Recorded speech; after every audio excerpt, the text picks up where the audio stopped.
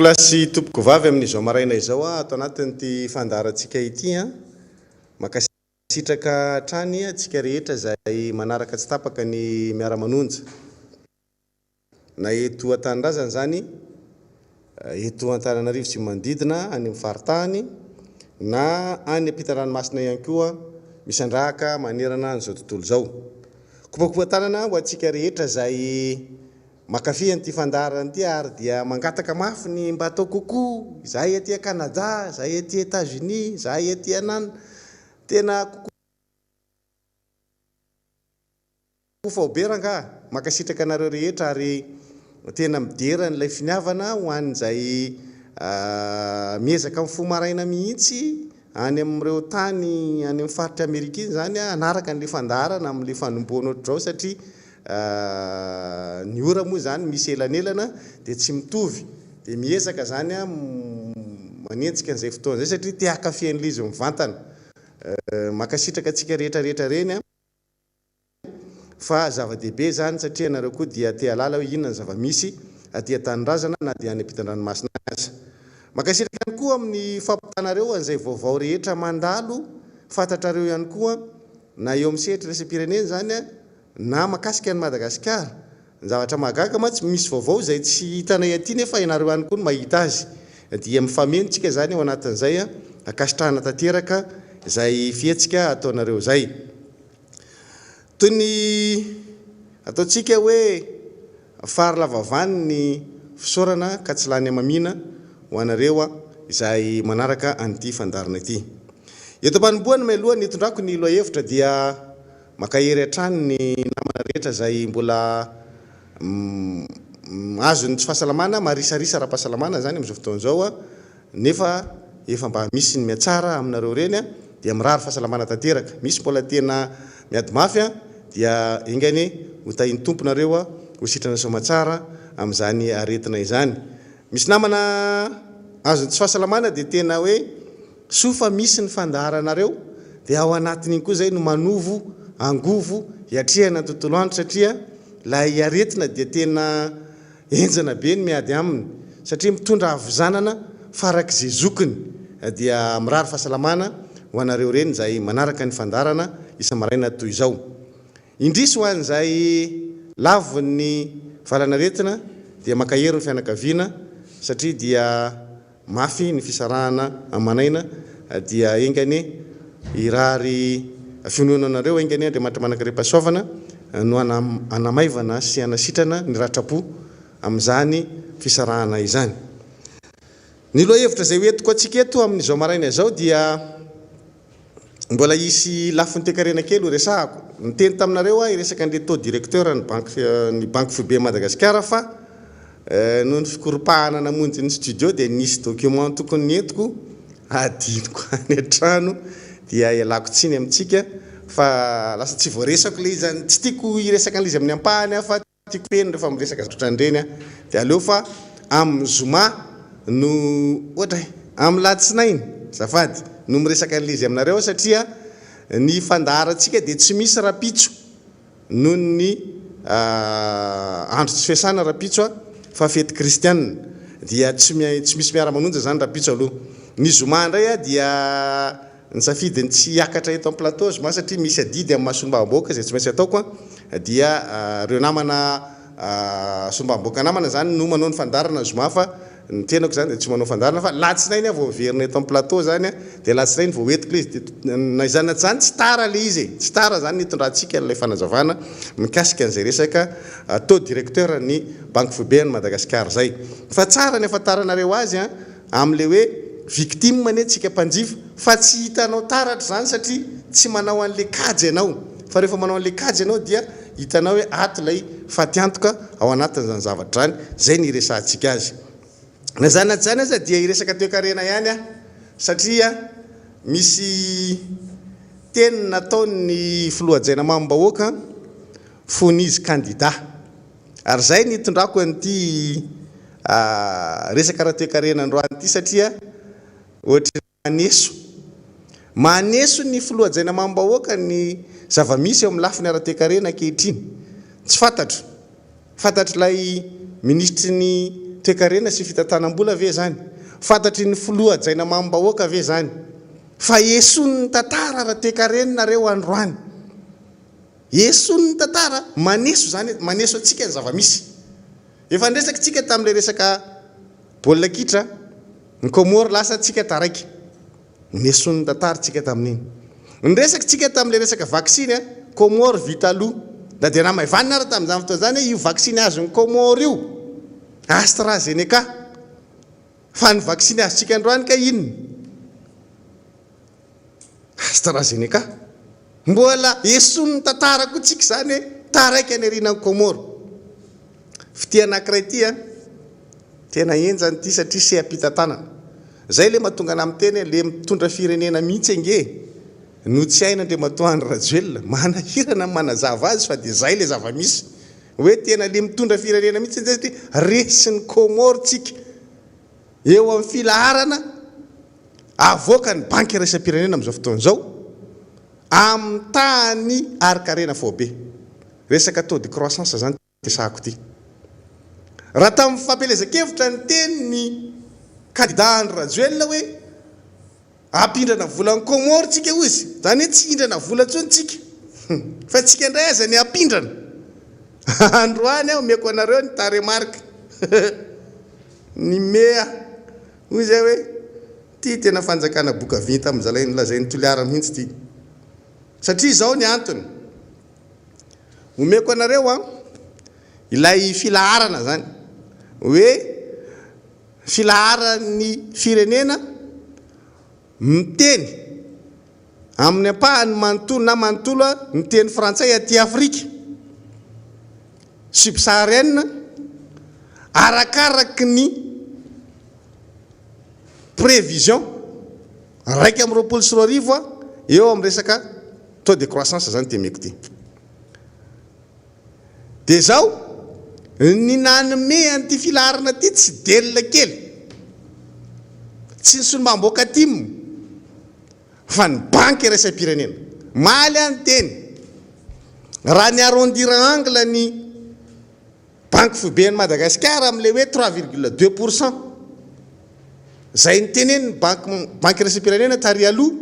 dia nahitsika le izy maly hoe jereo tsara fa efa 2 isan-jato teneniko anareo le izy reto ny filaharana voalohany firenena tsy eritreretinareo mihitsy Djibouti akaikitsika eo tsy dia lavitra Djibouti manao 7,1% zay ny prévision zany raiky amin'ny roapolo sy roa arivo andarany banky raisam-pirenena le firenena zany miteny amin'ny ampahany manontolo ny teny frantsay aty Afrika ny faharoa ty tsy mahagaga ty satria efa fantatsika ohatrany ahoana ny tanjany Rwanda zay manao 5,7%. Ny fahatelo Côte d'Ivoire firenena matanjaka zany manao 5,5%. Ny fahaefatra Guinée manao 5,5% ohatran'ny Côte d'Ivoire. Ny fahadimy mampite hisitrika ohatr'izao mihitsy Maurice io akaikitsika io île Maurice manao 5,3%. Nosy Maurice tsy akaikitsy tsy resitsika ny manaraka azy fahaenina Niger manao 5,1%.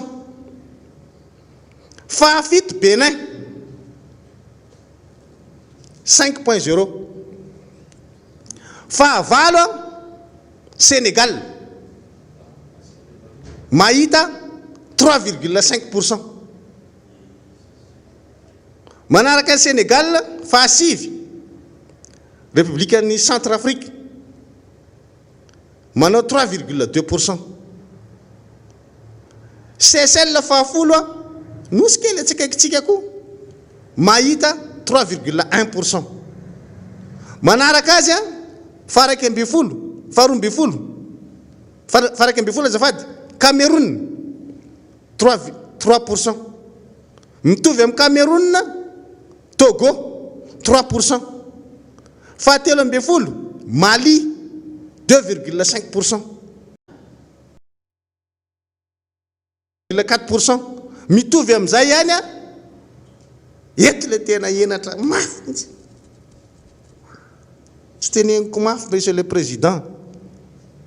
Comores magaga 2,4%, mitovy amin'ny Burkina Faso sy Tchad Comores 2,4%, neo alohan'ny Comores zany manao 2,5% dia Mali. Fa aorian'ny Comores ke mbola tsy Madagascar akory ny Comores manao 2,4%. Fa aorian'ny Comores manao 2,1%. RDC zay nandefa le vaccine AstraZeneca nakaty amintsika io 2,1%. Mbola alohan'ny Madagascar zany. Aorian'ny Comores zany mbola tsy Madagascar akory fa mbola misy RDC aloha. Dia aorian'izay tehaka amin'izay le tsy matory raha tsy amin'ny ray maraina Madagascar 2%, 2 boribory 2%. Io le teneniko maly hoe 2% ozy mibanky resam-pirenena. Dia ny filaharan'ny Madagascar zany any amin'ny fahavalo amby folo, ny mitovy amin'ny Madagascar Burundi fa 7 amby folo samy manao 2%. Etiko itenenana amintsika hoe na ny croissance économique atsika aza androany resin'ny Comores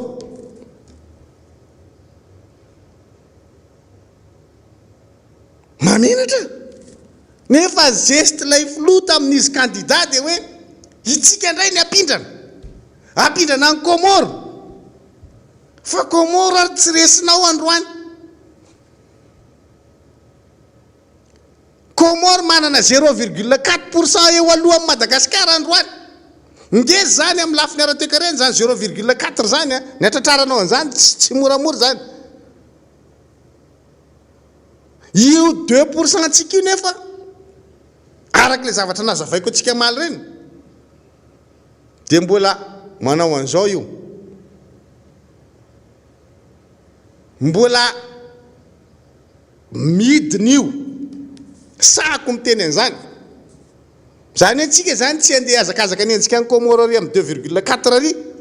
fa mbola andeha anenjika an'izay taraiky any aorianantsika any hidina any ambany any amin'ny 1% antsika. Aza hitako ane ka lasa mihiba io ary amin'ny farany taona ary hoe mihiba ny croissance à Madagascar. Nefa le filoha tsy matory andro tsy matory alina amin'ny ray maraina izy mbola any izy vao matory fa ny croissance atsika resin'ny Comores. Sao dia mba zay ary le tsy mampatory anazy fa tsy hoe miketrika ho an'le ampandrosoana Madagascar fa le mieritreritra le resin'ny Comores mihitsy tsy zakany dia tsy mahita tory izy fa tsy hoe miasa manofo ratsy hoe tena hoana ary ty izay resin'ny Comores ty. Atao akory resitsika androany tsy delona namorona an'io, tsy ny solombavam-bahoaka sy ny mpiara-manentana ato anatin'ny miara-manonja ny namorona an'izany fa banky raisam-pirenena no milaza an'io dia mitondra fotsiny resitsika resin'ny Comores tsika. Rehefa mahita Comoriana aloha fampiarahaba ihany marina mafy wassalamu alaikum dia ireo mba manontany vaovao ana zezay moa le haitsika le lalaonono satria manino alors zalahy mba amena salut any fa ohatra ny tena diso le nataon'le président ny tamin'izy candidat fa hay nareo Comoriana lasa mafy noho zay androany atao fanatanjahantena resy zay, atao resaka fahasalamana gidan'izay, sisa tsy lanin'ny olona ny alefa ty, atao koa ny resaka fiarikarena, mbola ny arinanareo komorianina zay. Tiako tenenina dia tsotra, verena ambony tany ny tongotra e, ok zay le fiediny edenany e.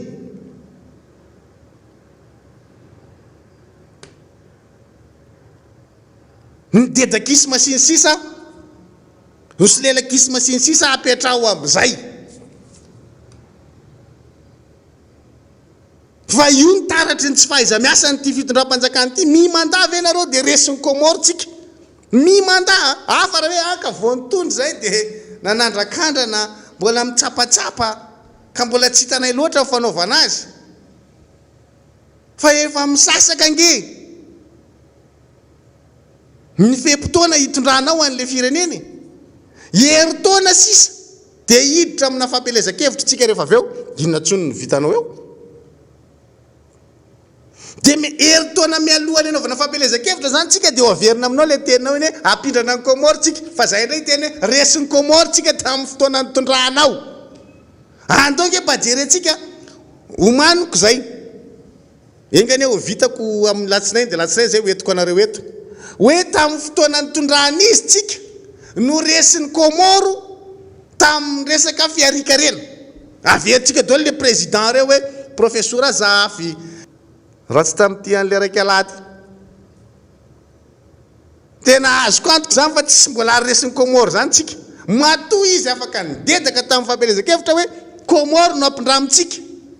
dia satria hatramin'izay ny zavatra nivoaka sy ny sary hita dia hoe ny komorianina no manatona ny Madagasikara. Komoro no mifampiraraha Madagasikara, mandefa mpianatra mianatra any, ohatra ny hoe tsika mba makany andafo zany dia komorianina makaty Madagasikara andafony zareo le tsika hoe ha nandeha nianatra any amin'ny université n'Antananarivo ny mpianatra komorianina, zava-dehibe mihitsy zany. Zany hoe tsika zany a manome service ho an'ny mpianatra komorianina, manome zavatra ho an'ny komorianina, hatramin'izay zay ny sary. Fa hatramin'ny tondrany ty filohajaina mambahoaka ty tena manova ny tantara Madagasikara marina nareo ka, ny tsy vitan'ny olona tao anaty 10 taona ny vitainareo daholo, satria zay moa ny teneny hoe anova tantara tsika dia niova tokoa ny tantara, monsieur le président. Lasa resiny komoro tamin'ny baolina kitra mbola tsisy an'izany hoe komoro afaka dia tsika gidan'izany raha tsy tamin'ny andro nitondrany ty président ty. Zay no mahavany ka mivola eo hoe mitombona mihitsy fahatolary hoe boka vinta. Nanao baolina tsika hatramin'izay zany komorianina zany tsy afaka rapitaina Madagasikara. Tamin'ity indray maky ty izy midedadedaka fa zange tena manampy an'le Barea e, tena mipointe ery taraiky le Barea.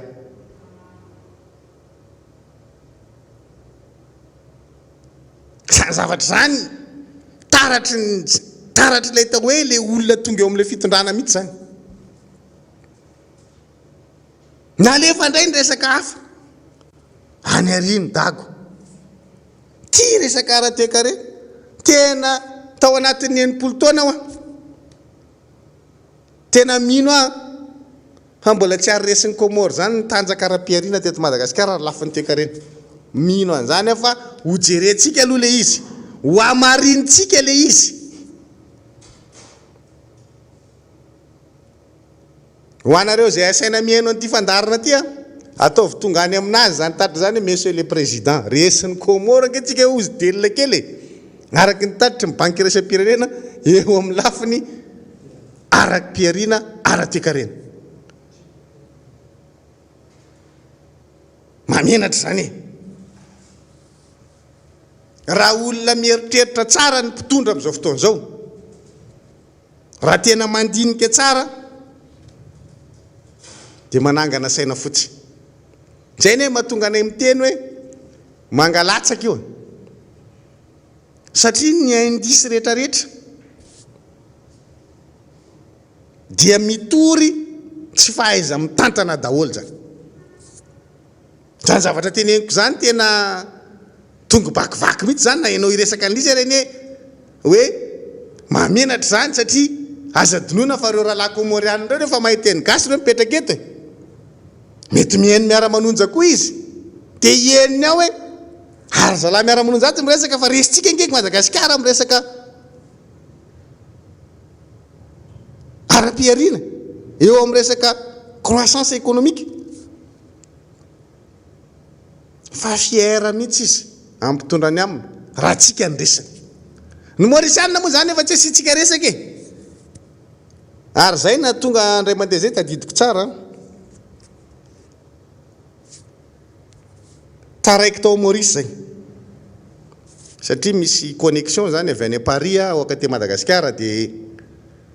le Air Mauritius no mandray an'le Air France avy any Paris dia tsy tara le fiangana avy any Paris dia tsy natratra n'le vol tao Maurice lasa le vol avy ao Maurice andeha ty Madagasikara tsy miandry izy izy tsy miandry ny olona tsy miandry fa rehefa lera dia lasa izy mandeha dia taraiky tao Maurice zay mpandeha maromaro misy mpampianatra amin'ny université misy olona manana fotoana tena enjana be sy ny sisa tao anatin'izany dia ny olana lay fampiatranonanao zany ao Maurice satria tsy natratra n'le vol tsy misy vol hoe afaka raisinao zany eo fa tsy maintsy hoe mijanona Maurice ianao dia nitady ny responsable ny Air France tao Maurice tamin'izay fotoan'izay raha matoa kelikely endak'izay izy fa tena mifamalo satria manino tena nanenono mihitsy ianao zany tena hoe amaivanina zany Madagasikara zany zao mivavany tamiko tamin'izay hoe eto ange ozy izy Maurice fa tsy Madagasikara ohatra n'le mijery PSG reny ianao ici c'est Paris fa nataony an'izany hoe eto tena Maurice fa tsy Madagasikara fa mivotony oroko tamin'izany hoe madama Maurice nao zany ange ho adiny roa dia voatetiko e fa Madagasikara tsy vitanao herinandro aza mampitovy lakana aminjahatra ianao ampipo fotsiny izy fa hoe voadonany amin'ny marary ianao dia mba midetaka e dia any amin'le mba mafaible zareo zany mba tenenina hoe nenareo nge adiny roa dia voatety ty tanànanareo ty fa ny tiany tenenina aminao zany dia hoe Madagasikara amin'ny lafiny rehetra ijereny azy faible amin'ny lafiny rehetra mihitsy zany hoe tsy aza midetaka ianao fa eto Maurice ianao androany izy Maurice zany tena matanjaka zany raha pitaina Madagasikara ary zay mametraka amin'ny fitsipy-dalao ny Mauriciana manaraka fitsipika fa tsy ohatranareo gasy be da be zany message tiany apitaina tao anatin'le tenenena an'izay zay hitanao mihitsy le izy hoe misy mampitombona azy fa ianao moa zany rehefa atao an'izany dia tsy maintsy hoe mitsemboka ianao ka ianao olona marary fo zay rehefa misy zavatra mba famatohina n'ity Madagasikara anao ty mba sarotiny ery fa ny tena marina faible tsika dia le nosy kely anankiray io androany no mandrefy Madagasikara tsy efa teniko aminareo eto foana zany hoe Castro mba niezaka nivelatra nakany Maurice fa naveriny fitsika tsy mahavita mandrefy anazy androany izy manao croissance ambony lavitra avo roeny Madagasikara ny ataony normal izy raha izesy tamitsika satria avo roeny Madagasikara ny ataony Maurice androany tsika manao 200 ny Mauriciana ao anatin'le izy manao 5.3 avo roeny mihoatra misy 3,3% zany ambony Madagasikara zay ny elanelana tsotratratsika tsony zany samy nandalovan'ny Covid fa tsy atsika diteny ka atsika nge nandalovan'ny Covid izy nandalovan'ny Covid fa ny azy voafeny manana paikady izy entiny miatrika an'izany milamina izy fitsika paikady tsy fatapototra ny papaikady ananantsika eto ny atsika rehefa sabotsy lahady dia tonga ny corona fa rehefa andavanandro izy tsy eo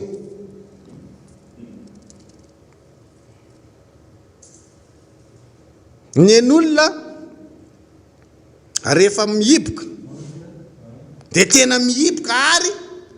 misy fahamatsiana omena n'le olona hiaran'le fiboany io nosy Maurice kely io mavita an'izany fitsika tsy capable amin'izany tsika nentikitenena amintsika hoe le fidedahana mibobaka samigaga daholo ny olona rehetra hoe ao anatin'ny vanim-potoana anaovana an'le fiboana sy atrehana an'le fahasalamana ny filoham-pirenena malagasy mandeha maka sary ery anaty alan-draketa ary ay zao le firesahana an'le hoe atao nosy maitso Madagasikara amboly azo tsika raha mpahany anatin'le alana ambolena ianao moa tamin'izay ny teny io ary fa dia hita taratra fa naomby lay paikady neto fitondram-panjakana tamin'ny famboleka-azo hoe ambolena amin'ny drone ny azo tadidinareo ngamba zay nidedaka an'izay ty fitondram-panjakana ty hoe amboly azo amina drone motsy raketa ny tsangana hazo ny eritreretina mba hoe maitso zany Madagasikara alan-draketa ny nisy any le filoha makasary hody ahoana misy an'izany izy kamo fa le hoe maitso tsy hita ay zany zao le fambolena azo tena hoe manara-penitra e atao an'izao hoe oy e makatsy makary e tadidiko tsara fa nanatrika ny asam-boamera tamin'izany atao anivon'ny anteny mera-pirenena satria nisy an'izay asam-boamera zay atao ny voamera ny tontolo iainana hoe io resaka famboleka-azo fa tsy eninao tsony zany androany le filoham-pirenena androany miteny zavatra anankiray raha pitso mamorona zavatra hafa indray raha afaka pitso hafa indray dia aorianan'iny hafa indray ny eo tsy vita alefa indray manaraka ny eo ambolitsy lany any ambolany takariny normal tsika raha ho resin'ny Komoro zany hoe zany reo nosy manodidina Madagasikara androany any alohantsika daholo amin'ny resaka croissance économique Maurice any alohantsika Seychelles any alohantsika Comore any alohantsika la Réunion nge tsy horesitsika mihitsy ny frantsay tena mahamenatra dia nefa nareo dedaka ery tamin'ny nanangana le gouvernemanta hoe atsona daholo ny cerveau e ay zao ry cerveau ka zay efa zavain'ny cerveau ary efa maninontsika ny resin'ny Komoro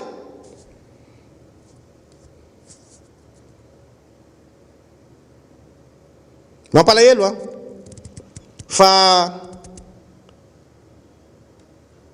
voanareo amin'ny kely le vahoaka malagasy tamin'ny vanim-potoana fifidianana dia tsy natakatra ny mety ho avin'le firenena ho entinareo fa za mino fa ndre mandeha izy voanareo mety hoe tsy fahafantarany fa nroany zao izy voanareo mety hoe fahadisoana avy any aminy fa raha mbola voanareo fanotelony izy efa fahadalany za mino fa ny vahoaka malagasy tsy adala ka mbola voanareo fanotelony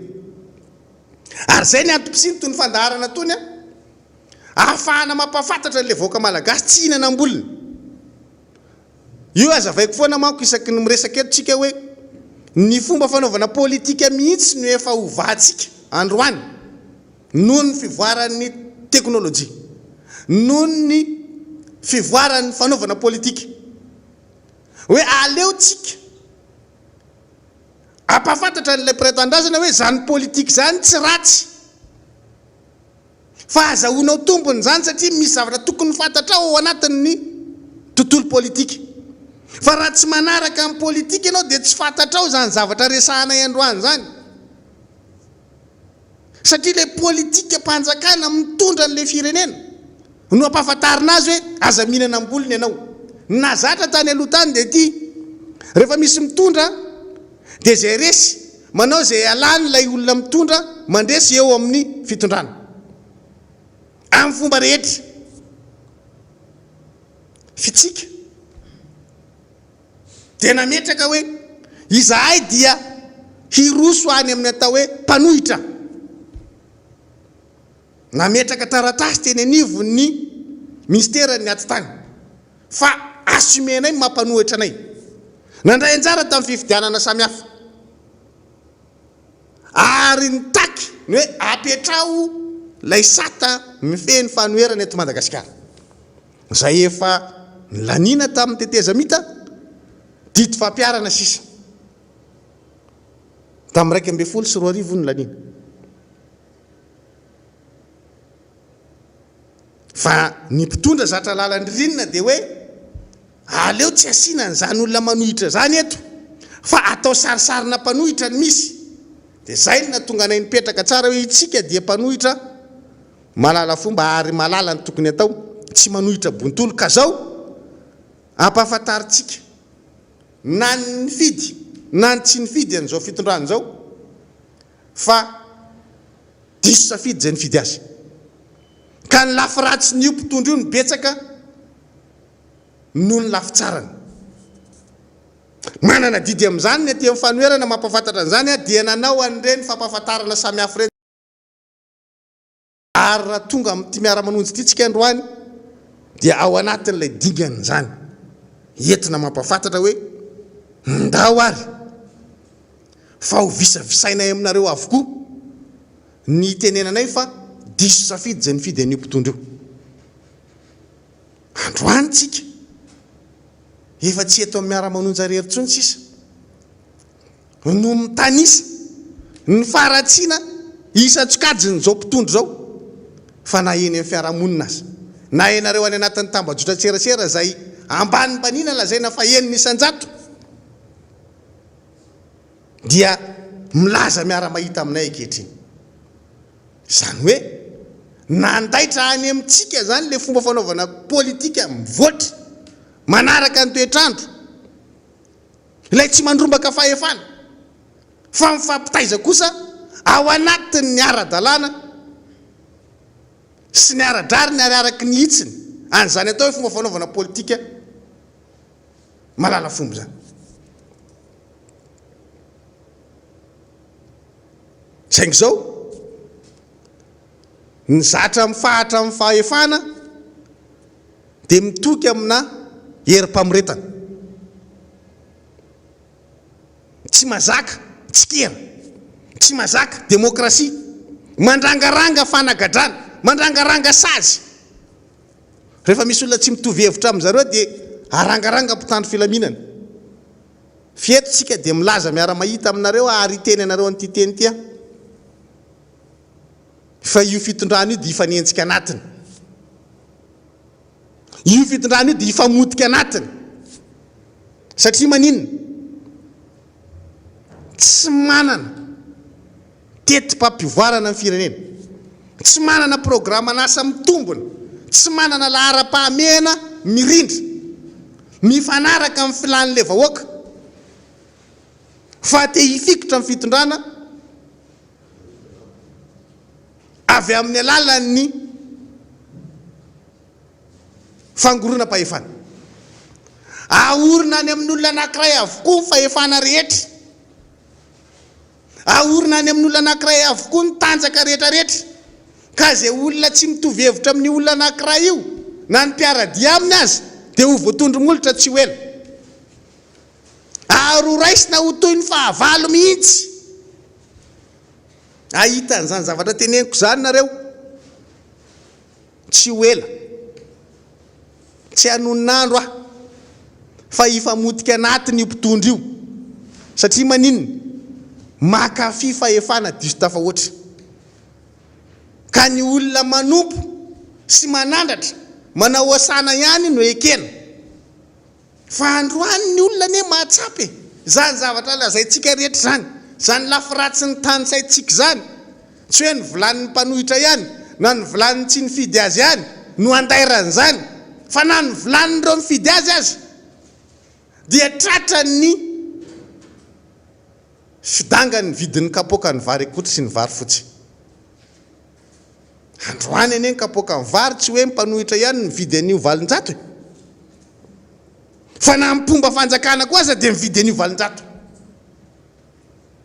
Raha nividy an'io ohatrinina ny alohany ny akaran'Andriamatoa Rajoelina teo amin'ny fitondrana. Noho izany tsy afaka hotakona amin'ny mpitondra ny marina rehetra, tsy afaka hotakona ny mpitondra ny tsy fahombiazana rehetra. Tsy haiko anga hoe asiana eclipse dia miara-maizina eto tsika, fa raha tsy zany dia tsy maintsy mahita le vahoaka malagasy rehefa mandeha miantsena izy, mahatsapa le vahoaka malagasy rehefa mandoa sarandalana izy, mahatsapa le vahoaka malagasy rehefa mividy solika izy, mahatsapa le vahoaka malagasy eo amin'ny fiarahamonina manodidina azy fa metery ny fiainany, tsy ampy ny fikarakarana ho azy, miakatra isan'andro ny vidin-jirony, tapatapaka ny jirony, tsy ny mpanohitra rery ny tapaka jiro rehefa tapahanareo ny jiro ka, fa miara-tapaka aminay koa ny pombanareo. Fa ianareo mpitondra sisany miara-jeren'ny mpanohitra sy ny pombanareo mipilangina sy tsara bikery ambony ary hoe ndry raha voalavo natao ohatra dia raha manavo zany reny, hoe voalavo mananeratra. Dia hoy izy le voalavo hoe fa inony reny ny anjely, satria voalavo mananelatra ny raha manavy.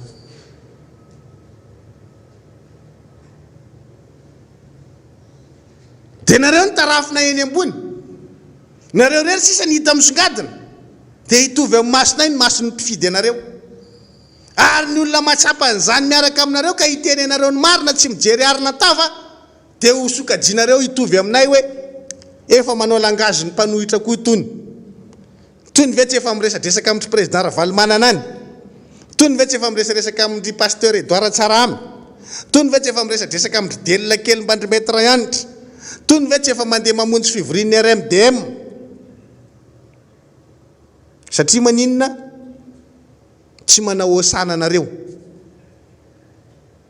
tsy manompo anareo, fa milaza miara-mahita aminay hoe misy tsy mety zany fitantanana zany, be loatra amin'ny fisekosekonareo dia mahita mitovy aminay ny olona izay niaraka aminareo rehefa tsy mijery arina tava. Amin'izay fotoan'izay dia ho halanareo ry zareo reo, ary ho enjehanareo ry zareo reo. Dia izy izay aty amin'ny fanoherana hoe tsy izahay akory ny amparefo ny fanjakanareo, fa ny olona niaraka taminareo ihany. Ny hafaranareo dia ifanilikiliko, ary ny aza hitako aza tena ifanala baraka eny amin'ny tambajotra-tserasera mihitsy. Efa nisy ny sasatsasany moa efa nahitana an'izany, fa mbola maro no avy. Fa izahay aty amin'ny fanoherana dia manaraka ny drafitra lamin'ny vovonana ivondronan'ny mpanohitra, izay manana ny politika matipaikany koa mikasika ny raharam-pirenena sy ny fahitana ny zavatra misy eto amin'ny firenena, ary tsy taza-potsiny manoloana an'izany. So mihevitra nareo hoe ny fanoherana satria malala fomba dia hitaza-potsiny, tsy hamela ny vahoaka malagasy ny anjadiny ngidin'ny fiainana vokatry ny tsy fahaizanareo ny aty amin'ny fanoherana.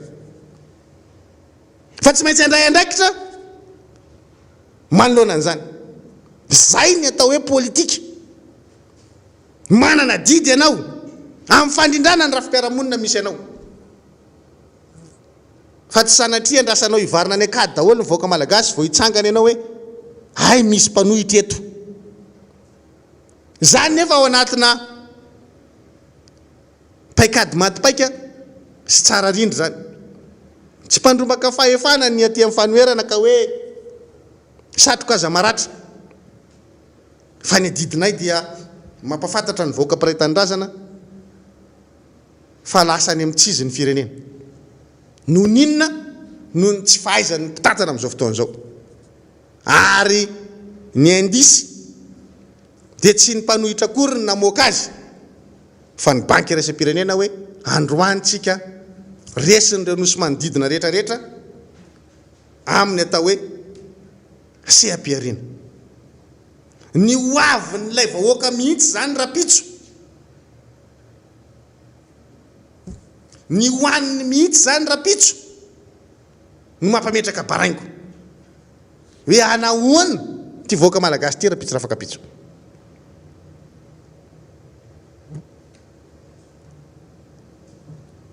Zany rehetra zany dia hitondranay fanabeazana, hitondranay fampahafantarana, hitondranay fanazavana. Misy pirofo na ara-taremarika zany na avy amin'ny alalana tota-taratasy zany.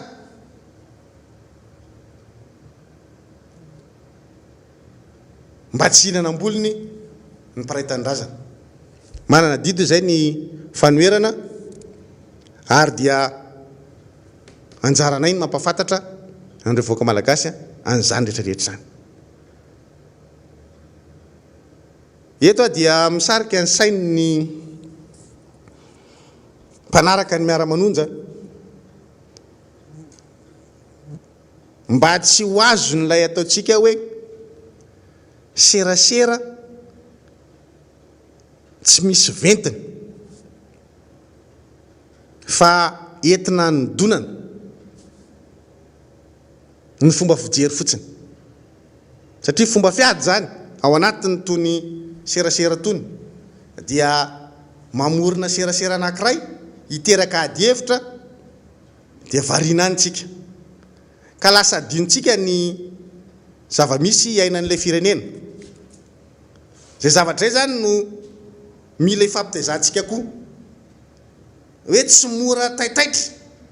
amina vaovao mety anodina ny saitsika hahatonga atsika tsy hifantoka amin'ny raharaham-pirenena ankehitriny,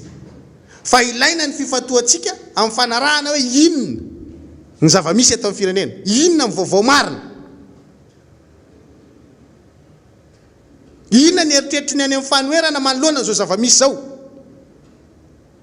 Mila mifantoka amin'izay tsika ary manaraka an'izay tsika. Ny fanoerana dia efa nandamina ary nandrindra fa ny président Marc Ravalomanana no mitarika an'izany fanoerana zany. Eto koa tsika dia mametraka zany amin'ny mpanohitra hoe ny fandrindrana izay atana tohatra izay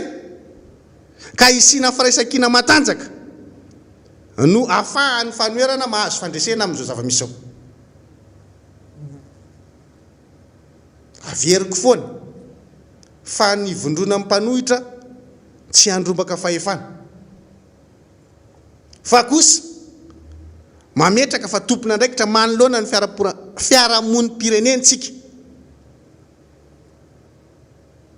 mandrindra ny fiainan'ny vahoaka malagasy tsika na tsy ao anatin'ny fitondrana azy, ka ny firaisan-kinan'ny fanoerana no afahana miatrika ny fahavoazan'ilay vahoaka malagasy. Manana didy amin'izany ianao raha tia mifanoerana fa tsy hoe aka efa misy mpitondra eo dia aloha zay ataony eo, tsy zay, fa manana didy ny mpanohitra. Na dia marisarisa aza amin'ny fanjakana manome an'izany hoe tia ny sata amin'ny fe mifanoerana zany dia tsy miemotra amin'izany ny fanoerana fa mijoro ho arofanina ho an'ilay vahoaka malagasy, dia mandray andraikitra manoloana an'izany. Efa be ny vitantsika tamin'ny fampahafantarana ny vahoaka malagasy hoe reto avy ny lafiratsiny ty findondram-panjakana ty. Inona ny andraikitra raisitry ny mpanohitra manoloana an'izay ary? Zay zany ny baraingo mipetraka amin'izao fotoana izao. Manana didy ny fanoerana manoloana an'izany. Be da be zavatra tany saitsika hoe reto ny tsy mety, reto ny tsy mety, reto ny tsy mety, ary reto ny zavatra tsapatsika fa tsy mety ampanaovan'ilay mpitondra an'ilay olona miara mitantana aminy. Aza dinoina fa ny anatin'ny rafitra isaky ny ministera tsirairay dia misy mpiasam-panjakana ao ampanaovan'ilay mpitondra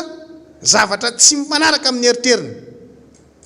Dia efa nametraka tsika teto hoe ianareo ilay mpiasam-panjakana manao zavatra tsy araky ny tokony ho izy ampanaovany zao fitondram-panjakana zao aza donona fa voarakitry reny ary nareo no tratra farany. Dia zay ilay andraikitry ny aty amin'ny fanoherana hoe inona ary zany ny andraikitra raisin'ny mpanohitra satria reto ny lafiratsyn'ilay fitondram-panjakana. Dia ny manome toky an'ilay vahoaka hoe manana didy andray andraikitra manoloana ny tsy fetezana rehetrarehetra nataon'ny mpitondra ny aty amin'ny fanoherana tsy verenany zany tsony.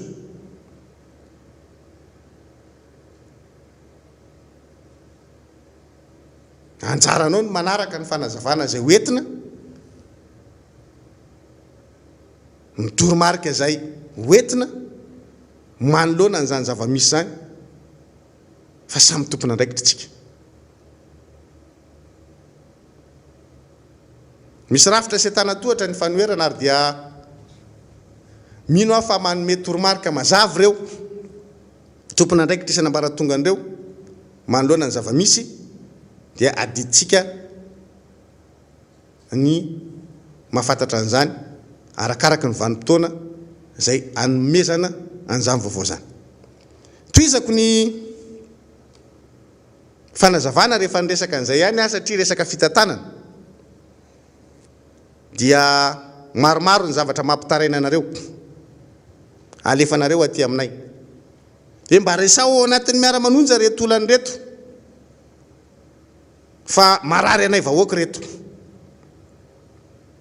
Io le lafiratsy ny tenentsika zay ilaina ny fandraisan'ny fanoherana andraikitra mifanandrify aminy. Misy tsindrazolena nahazo ny mpandova zana me efa sy razafy tsara eny Antanandrano efa nentsika teto ny mpisolo vava mitondra fanazavana fa omaly dia nampiantso mpanao gazety reo mpandova ireo ary ampafantatra fa io tany io dia eo ny fahasandrasana ilevenan'ireo tompony tany tamin'izany fotoan'izany lovainy taranaka faramandimby aty arina. Fa mbola tsy nanomboka akory ny valandresaka amin'ny mpanao gazety dia efa nampiseho ny heriny ny andaniny miaraka amin'ny Yasinaina Irijiny dia hoarahantsika ny fanazavana hoentin'ireo mpisolo vava manodidina an'izay zavatra zay mba hahafahantsika mahafantatra hoe inona marina ny zava-misy teny atoerana omaly araka izao famitiana-baovao nataon'ireo namana mpanao gazety teo anivon'ny MBS zao no iverenako ampahafantarako anareo an'izay tranganisy zay izay mampimenimenina atsika eo amin'ny resaka tsindrazolena amin'ny rafim-piarahamonina misy atsika amin'ny fiainana andavanandro ndao ary. Tady eo am-pandova sy ny orinasa tsirairay efa 20 taona mahery izay. Tany mirefy 30 hektara ity nampifanolana androtota ity. Nagaga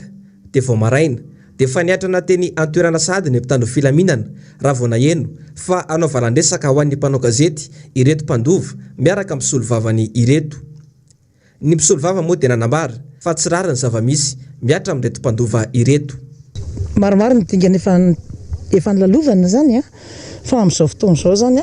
dia ohatrany tena mitrotra mihitsy ny tompon-tany amin'izao fotoana izao le malagasy tompon-tany-drazana tompon'le fahasan-drazana eto satria efa ratsaronao tsara ratsaronareo tsara efa nisy didim-pitsarana eo ordonnance de référé à bref télé efa hoe nampitrotra ny tompon-tany ireo tamin'ny voalohany satria nanafoana an'ilay titre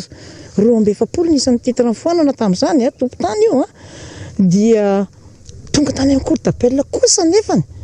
dia isoran'Andriamanitra fa mba mifoana amin'ny cour d'appel iny didim-pitsarana ady maika référé à bref télé iny mba nandresy zany ny hérité satria hitany cour d'appel fa tsy ao anatin'ny fahefa-pitsaran'ny ady maika dia maika ny fanafoanana zany boky tany zany na titre foncier izany dia inona no nitranga indray mahatonga an'izao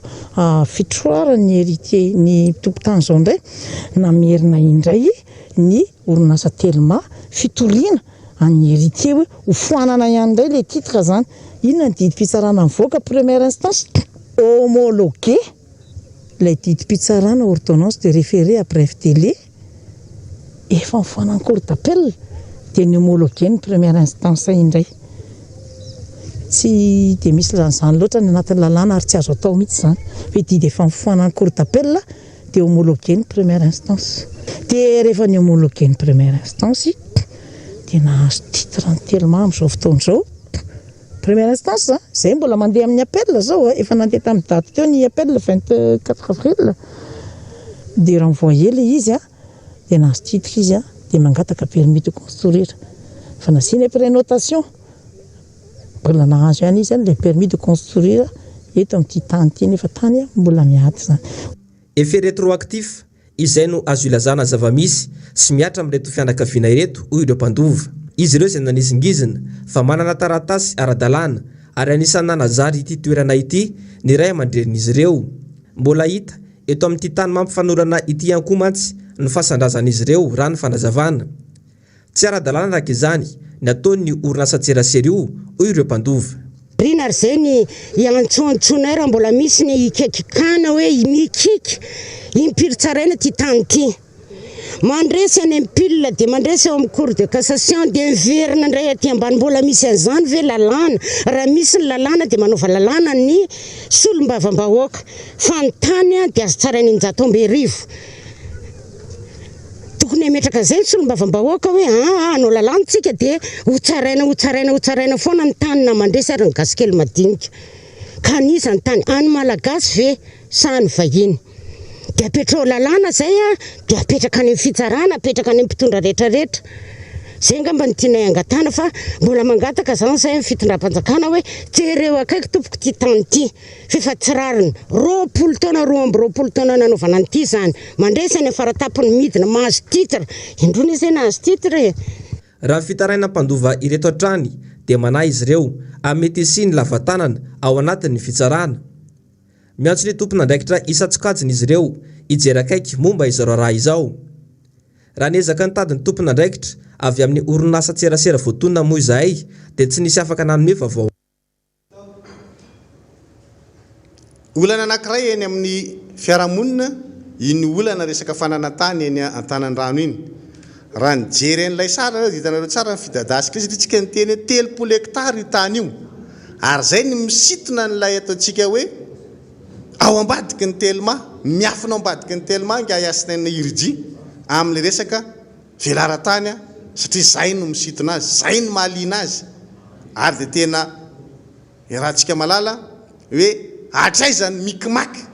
hoentiny zany Iriji zany amin'ny fibodonan'ilay tany eny Antanandrano tsy holovainy ny mpandova andreto razafy tsara sy razana maefa reto. Ny tantarany mbola hitsara ny rehetrarehetra ao anatin'izay fa zany rehetrarehetra zany lefa averintsika foana hoe taratry ny faharefon'ny ny fanjakana. Fa raha matanjaka ny fanjakana dia ny gasy no misitraka manoloana zavatra ohatran'ireny. Manodidina zay ihany dia ianareo ihany no mampita aty aminay. Mbola fitarainana hoentinareo aty aminay ihany ty hoe mba resao ao anatin'ilay miara-manonja. Fa izahay dokotera ao anatin'ilay tetikasa NMF2 niarahana tamin'ny banky iraisam-pirenena dia amam-bolana maromaro zao no tsy mandray an'ilay vola nefa ny banky iraisam-pirenena no mamatsy an'ilay izy. Nakaiza zany ny volany meny ny banky iraisam-pirenena no tsy azonay ny karamanay. Raha ohatra ka ny fanazavana zay nomenareo anay dia matratra 720 nareo no mpitsabo generalista ao anatin'izany ataontsika hoe olana tsy fahazahoana vola tamin'ity tetikasa NMF2 niarahana tamin'ny banky iraisam-pirenena ity izay misandrahaka amin'ireo CSB2 maro eto amin'ny nosy zany dokotera zany ary mitsabo any anivony reny dia mitaraina zany izy ireo ankehitriny hoe tsy azo ny karaman'izy ireo izy 720 mianadahy reo zany. Mandefa listra mihitsy monareo reto avy ny listra anay ao anatin'izany dokotera 720 zany dia tamin'ny 724 no nipetraka zay olana zay zany ary 3 volana no tsy azo nanomboka tamin'ny 220 ity zany dia ao daholo zany le toerana rehetrarehetra misy an'izany Antsavarybe, Ambatoafo, Marimandy, Antsambalahy, Doany,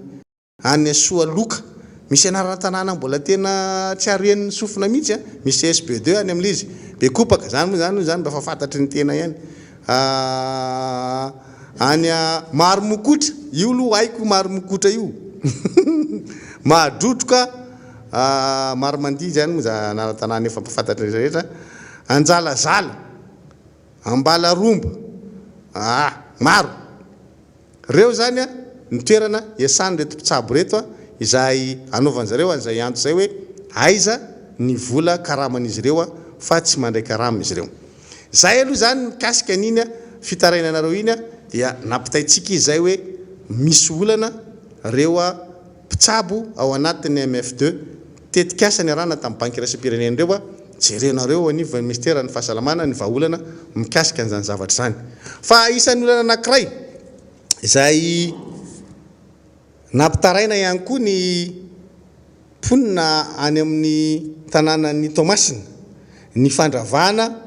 ny kianja fanaovam-baolina tao Toamasina izay ho avadika zavatra hafa mola izy zany amin'izao fotoana izao araky ny vinan'ny mpitondra fanjakana. Io ilay tenentsika foana hoe ilay ara-pahamehan'ilay fitondram-panjakana sy ilay fijerevana an'izany rehetrarehetra zany ary dia velotaraina noho izany reo any Toamasina mikasika an'ity fandravana ity rehefa nandeha ilay fandravana dia ho arahantsika ilay fanadihadiana nataon'ny fahitalavitra MBS any mikasika an'io fandravana io mba hainotsika hoe ohatrany ahoana ilay taraina n'ilay olona any Toamasina satria zany kianja any Toamasina zany dia tsy hoe voandroany zany no teo fa kianja nanana izy azy ary lalao iraisam-pirenena maro nefa natao teo amin'io kianja io ary namoaka mpilalao sy mpanao fanatanjahantena maro saingy ny fikojakojana sy ny fikarakarana zany fotodrafitrasa zany no tsy nisy taty aoriana. Betsaka ny toerana afaka anaovana fotodrafitrasa ivelan'io kianja io fa zay moa zany ny safidin'ny mpitondra amin'izao fotoana izao zay le tenentsika le lahara-pahamehan'ilay fitondram-panjakana no resantsika ao anatin'izay satria misy toerana malalaka betsaka ao Toamasina azo anorenana tsara fotodrafitrasa raha ohatra ka zay ny mahaliana zany fa dia le hoe tsy maintsy ny ravana ve lay kianja manana ny tantarany tao Toamasina zay vao afaka manangana fotodrafitrasa arahantsika azy efa nadihadiany zay. Iray manakaiky an'ity kianja munisipalin'ny Toamasina izay fantatra fa ho avadika gymnase Gouvaira ity no voalaza fa hoe sorona tsy misy atakandro na dia efa nahavita fifanarahana ny taonany maro teo amin'ny fiadidian'ny tanànan'ny Toamasina aza ny tompony izany. Nanomboka tamin'ny taona 2014 izany fifanarahana izany ary aritra mandritra ny 20 taona kanefa izao voahitsakitsaka izao. Orinasa malagasy ahitana mpiasa manodidina ny 70 samy mamelombady amanjanaka ity miozongozona amin'ny toerana ity ka velotaraina ireo mpiasa manoloana ny zavamisy. Fa hoe miala tsitsy atakandro nareo raha pitso azoma itaratasy io anefa tamin'ny lakamisy amin'ny 10 miaraka amin'ny fitaovana rehetra tonga tamin'ny etaka. Efa tsy voaza tsony zany ny lafiny araka lalàna. Efa nangataka zay hoe aimory aloha i zavatra malahelo zay fa tokony omeny fanjakana ihany mba jereny ihany reto mpiasanay madinika reto mbola misy zazakely sasany mianatra amin'izao confinement zao amena ara-pahasalamana zao iravana tsisy tatakandro ny contrat nataonay nefa dia voajanay ara-dalàna satria ny bay voaefanay isantaona fa maninona izay natao an'izao faharoan'izay raha naka autorisation d'ouverture anay zay nandeha tany ange mahazo avalina ny ministère de la jeunesse et sport zay dia misy mahazo avalina amin'ny ministère du tourisme zay vao mahanome ny commune urbaine fa naninona dia tonga dia tany amin'ny commune urbaine izy rery nanapaka an'izay. Nilaza ny mpanolotsainan'ny tanànan'ny Toamasina iray fa vokatra ny tsy fahampian'ny fanazavana avy tamin'ny tompon'andraikitry ny tetikasa no nahatonga ny fisian'ny fandinian'izy ireo indroa taona ity tetikasa ity ary niteraka tsy fidivinkevitra teo amin'ny vahoakan'ny Toamasina. Indroa taona zany ny fampandaniana n'ilay asa dia tamin'ny voalohany zany raha ny fandinihako anazy tsy ampy le fanazavana nomeny ny tompona andraikitra izay nitondra n'ilay tetikasa teo anivon'izay ekipan'ny mpanolontsaina munisipaly izay tsara tsaivina fa ny stade municipal zany dia patrimoine ny commune urbaine ny Toamasina. Dia zay nanisany antony natonga n'ilay hoe ny fampiarahana tamin'ny conseil municipal zany ny fanatanterahana n'ilay tetikasa.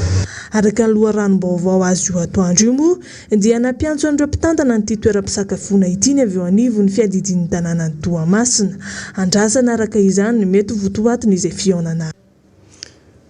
Raha ohatra ka mijerentsika ny zava-nisy dia efa nisy fotoana na ny solombamboaka Roland Ratsiraka aza nitsangana manodidina ny kianjo hoe tsy tokony hanaovana an'izany sehatrasy zany. Dia nisy tamin'izay fotoan'izay ny fitsipahany teo anivon'ny mpanolontsaina ny tanàna an'izay tetikasa izay mihitsy voatsipaka tao anatin'io fandrosoana ny tetikasa io fa taty-ariana moa zany le izy lasa nanaiky indray le mpanolontsaina ny tanàna ary zay zavatra izay ny mahatonga antsika mametraka baraingo ao anatin'le izy hoe fa ahoana misy an'izany osika fa io moa arak'ile tenentsika zay hoe mampieritreritra ny zava-misy ny lahara-pamehan zao fitondrana zao ny faharesen-dahatra teo amin'le mpanolontsaina ny tanàna tampotampoka teo dia isan'ny zavatra mahagaga anao hoe fa tany amin'ny voalohany izy efa tsy resy lahatra matoy izy nitsangana tary amin'ny voalohany dia fantany hoe zay ny antony mahatonga azy nitsipaka an'io tao fa ty ariana izy tapa-kevitra indray zany fa hoe aleo indray dia ravany e. Dia hitantsika moa fitohin'ny raharaha sy ny dingana manaraka fa zay aloha ilay zava-misy amin'izao fotoan'izao. Dia ozy izy ny hira tamin'ny fotoan'andro ny fampelezan-kevitra hoe ny tiako Madagasikara dia mpanangana fa tsy mpandrava. Fa reto ekipan'ny demolition man reto dia mandrava ny tena manavana anazy. Dia hitantsika eo ny tohin'ny tantara.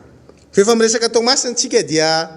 ty ilay zavatra ozy hoe ho resahako ilay mikasika an'ilay SMMC. Nisy fotoana efa nanao fanadidina ny SMMC io. Hitanareo ao amin'ny tambajotra tserasera ny AZO zay fandarana ny arana tamin'ny tale général ny SMMC teo aloha. Ny SMMC zay miasa eo anivon'ny Seranatsambon'ny Toamasina dia nitondra fanazavana ny tale général tamin'izany fotoan'izao ohatra zao ny fiasanay ohatra zao ny fomba fiasa sisa. Fa ny zavatra anankiray tamin'izany fotoan'izany tadidiko tsara mikasika an'ity SMMC ty ny kely fatako amin'ilay SMMC zany no entiko anareo satria misy mamitany manko hoe fa maninona any tsy miresaka an'ilay SMMC toy sa hiresaka an'io SMMC io amin'ny fahafantarako azy. Dia tamin'izany fotoan'izany ny zavatra nitenenina anahy tamin'izay fotoan'izay dia hoe io tale général ny SMMC hoe Hitler mihitsy io. Aloha arô fa ho tadiavintsika ilay Hitler ho resahantsika mikasika ny fomba fitantanana atao anivon'ny SMMC. Dia araonareo tsara le fandaharana fa nasika mihitsy ny fanontaniana napetrako tamin'io tale général ny SMMC teo aloha io zany le solony le amin'izao fotoan'izao. Ary zay zavatra izay mihitsy no sikirina tanaminy hoe maninona no enjaninao ny fitantanana ao anivon'ny SMMC. Dia nametraka mazava izy hoe za mila résultat mila vokatra avy amin'ny fitantanana n'le SMMC ka mametraka masotsivana rehefa mandray mpiasa ary entitra raha misy mpiasa mikivilavila mangalatra ato zay tranga misy matetika ao anatin'le SMMC zay zavatra zay. Dia manaraka an'izay misy ny fametrahana an'ireo caméra samihafa ary isan'ny hitanareo ao anatin'le fandaharana mihitsy satria rehefa nanao ny fandaharana tamin'ny SMMC io zay dia io resaka hoe le fiasan'le caméra io mihitsy no isan'ny jerevanay tamin'izay fotoan'izay isan'ny mivoaka ao anatin'io sary io zany jereva le fandaharana fa ao zay hoe manara-maso amin'izany zany hoe entitra zany. Dia ozy izy tamin'izay rehefa namaly hoe zangy ozy entitra fa zay mpitondra entitra zay misy tsy mazaky zay. Androany zany tsika rehefa misy le resaka makasika an'le SMMC dia ozy miverina io zavatra io. Ilay nanenjehana an'le mpitondra teo aloha io ihany no miverina koa androany anenjehana an'le mpitondra amin'izao fotoan'izao. Iza moa nametraka an'ilay tale général amin'izao fotoan'izao. Io fitondrana ny fangaro teo anatin'le vanim-potoana tetezamita io a no natongavan'ilay tale général vaovao tamin'izay fotoan'izay. Efa ifarana ny mandahana André Matoera Jonard Mampena taty amin'ny farafarany ministre Ralava raha tsy diso tamin'izany fotoan'izany no ministre ny fitaterana nametraka n'io tale général io. Ilay tale général mipetraka teo aloha dia zanaky ny faritany Tomasina. Fa nampimenomenona n'ilay olona tany Tomasina hoe Hitler mihitsy io. Misy namako zay any Tomasina any nahatadidy tsara n'izay resaka zay satria niaraka taminay izy tamin'izay nanao le fanadihadiana hoe akory ma nga Hitler koa. Akô nga. Isan'ny tena hoe tsy nitiavana an'le mpitantana teo aloha zany na dia zanaky Tomasina ary izy dia le hoe izy entitra. Dia nomena an'izay hoe solona anarana zay mihitsy hoe Hitler io. Dia nataoko ilay fandarana. Nanazava tsara mihitsy le tale général hoe zao avy ny anany zavatra apetrako azy zao ny zavatra mba tadiavo. Ary zay nanova fomba fiasa. Raha tetony teo aloha dia niditra tamin'ity resaka satria manao an'le zavatra vraky reny zareo sisa hoe tia nanamora an'izany ary tena hoe anay a ninana tsara ny fomba fiasa tato amin'ny SMMC dia nampitombo ny fampidiram-bola ny SMMC zany. Ny SMMC zany a na dia eo aza ny crise mandalo dia isan'ny orinasa tsy maty antoka. Androany zany mipotra le izy dia hoy zay hoe zanaky ny Tomasina no mitondra ny SMMC dia tsy mazaka nay fametrahana fitsipika mpifehezana entitra ny piasan'ny SMMC. Soloana tsy zanaky Tomasina indray le mpitondra ny SMMC mitovy ihany. Izay ihany le olana mipotra indray ao anatin'le izy. Ary nanao fanadihadiana dia hoe nisy inspection natao teo anivon'ny SMMC. Ny IGE nanao an'ilay inspection tao anivon'ny SMMC. Inona moa zany ny olana rehefa ny IGE manao an'ilay inspection avay ary le tatitry inspection hoe inona ao anatin'io no tsy mety amin'ny nataon'ilay mpitantana ahafahana mandray fanapa-kevitra araky ny lalàna manan-kery. Efa ny IGE manao an'ilay fanadihadianako. Maty antoka ve le SMMC androany? Mikrosifahana ve le SMMC androany? Satria ny zava-misy dia ity ny PCA-ny SMMC nge ka tsy avy any amin'ny faritra imbika hery laza zay loholon'ny Madagasikara zany ny filoha filakevim-pitantanana ny SMMC androany. Ary tsy voa hoe herin-taona ny natao azy fa efa aman-taonany maromaro na filohan'ny filankevim-pitantanana ny SMMC an'izany loholona imbika hery laza zany. Tsy zanaky Antsirana an'izany, tsy zanaka loatra zany, zanaky Tomasina zany. Haitsika amin'izany anarany hoe imbika zany fotsiny. Le tsy mahazanaky ny Tomasina ny letale général fa zany ny problème androany. Kinaninona tamin'izy zanaky ny Tomasina atao problème ihany le SMMC. Menimenina ihany tamin'ny letale général teo aloha nefa zanaky Tomasina. Etiko tenenana amintsika zany hoe resaka fakana piasa ve le problème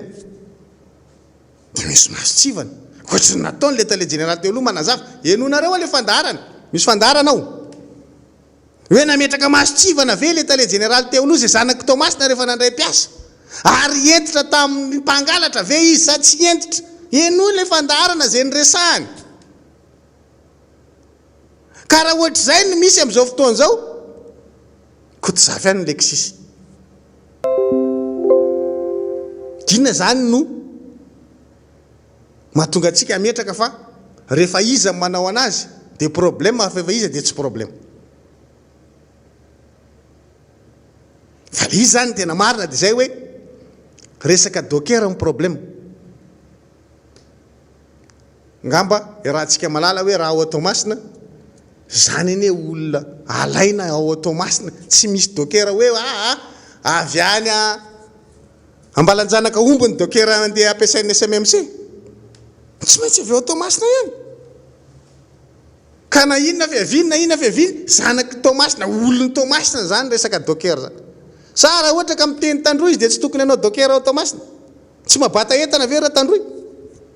Sa raha miteny antesaka izy dia tsy mabata entana ve? Fa tsy maintsy manao iaro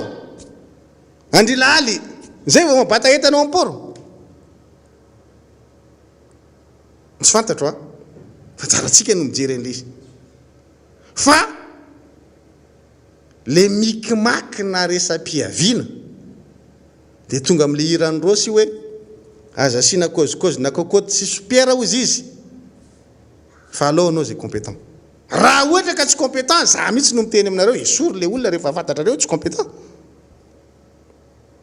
Fa raha resam-piaviana no atao problème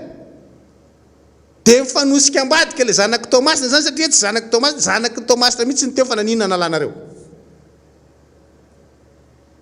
Nenjenareo tamin'izany fotoana zany. Na tonga ny fandarana nataoko niaraka tamin'ny tale général ny SMMC efa fitabatabanareo anazy tamin'izany hoe Hitler le raha namany io.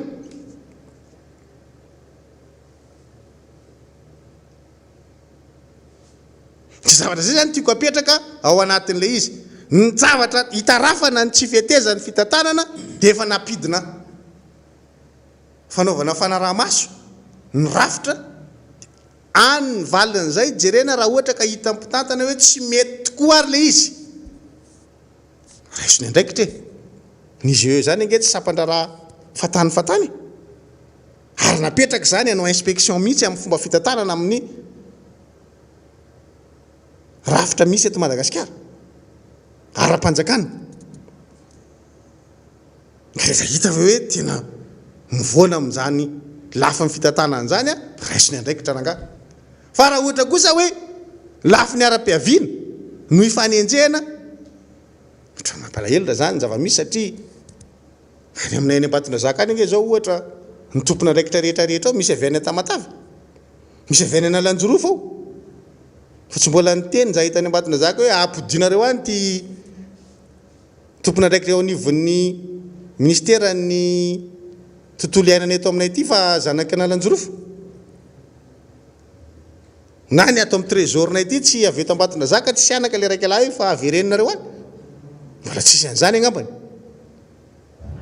Zay zavatra zay a no ametrahantsika an'izay resaka SMMC zay ary tsy maintsy nitorako an'le fanazavana hoe hiresaka mikasika an'io fa maliny zany tsy afaka mivalapatra satria fa lava le fotoana dia zay na tonga anazy tsy niresaka an'le izy. Fa apetrako mazava mihitsy na hoe nisy inspection natao tany. Raha tsapany tompona andraikitra fa mivoana amin'ny atao hoe seha-pitantanana araky ny tokony izy nataony mpitantana araky ilay nivoaka avy ao anatin'ilay inspection zay natao raisiny andraikitra. Fa eto kosa raha ohatra ka anaovana resam-piaviana ilay izy dia mahitsika hoe zany ve ny ahafahana mampivoatra an'ilay firenena tsy norme indray zany. Ary tsy tokony hita amin'ny seha-pitantanana eto Madagasikara zany. Zany resaka fiaviana zany. Tsy voatery olona avy ao amin'ilay faritra daholo ny tompona andraikitra napetraka amin'ny fitantanana eto amin'ny firenena. Fa afaka mampandroso. Zay ny zavatra tadiavintsika le hoe mandroso hoe mivoatra le sehatrasa.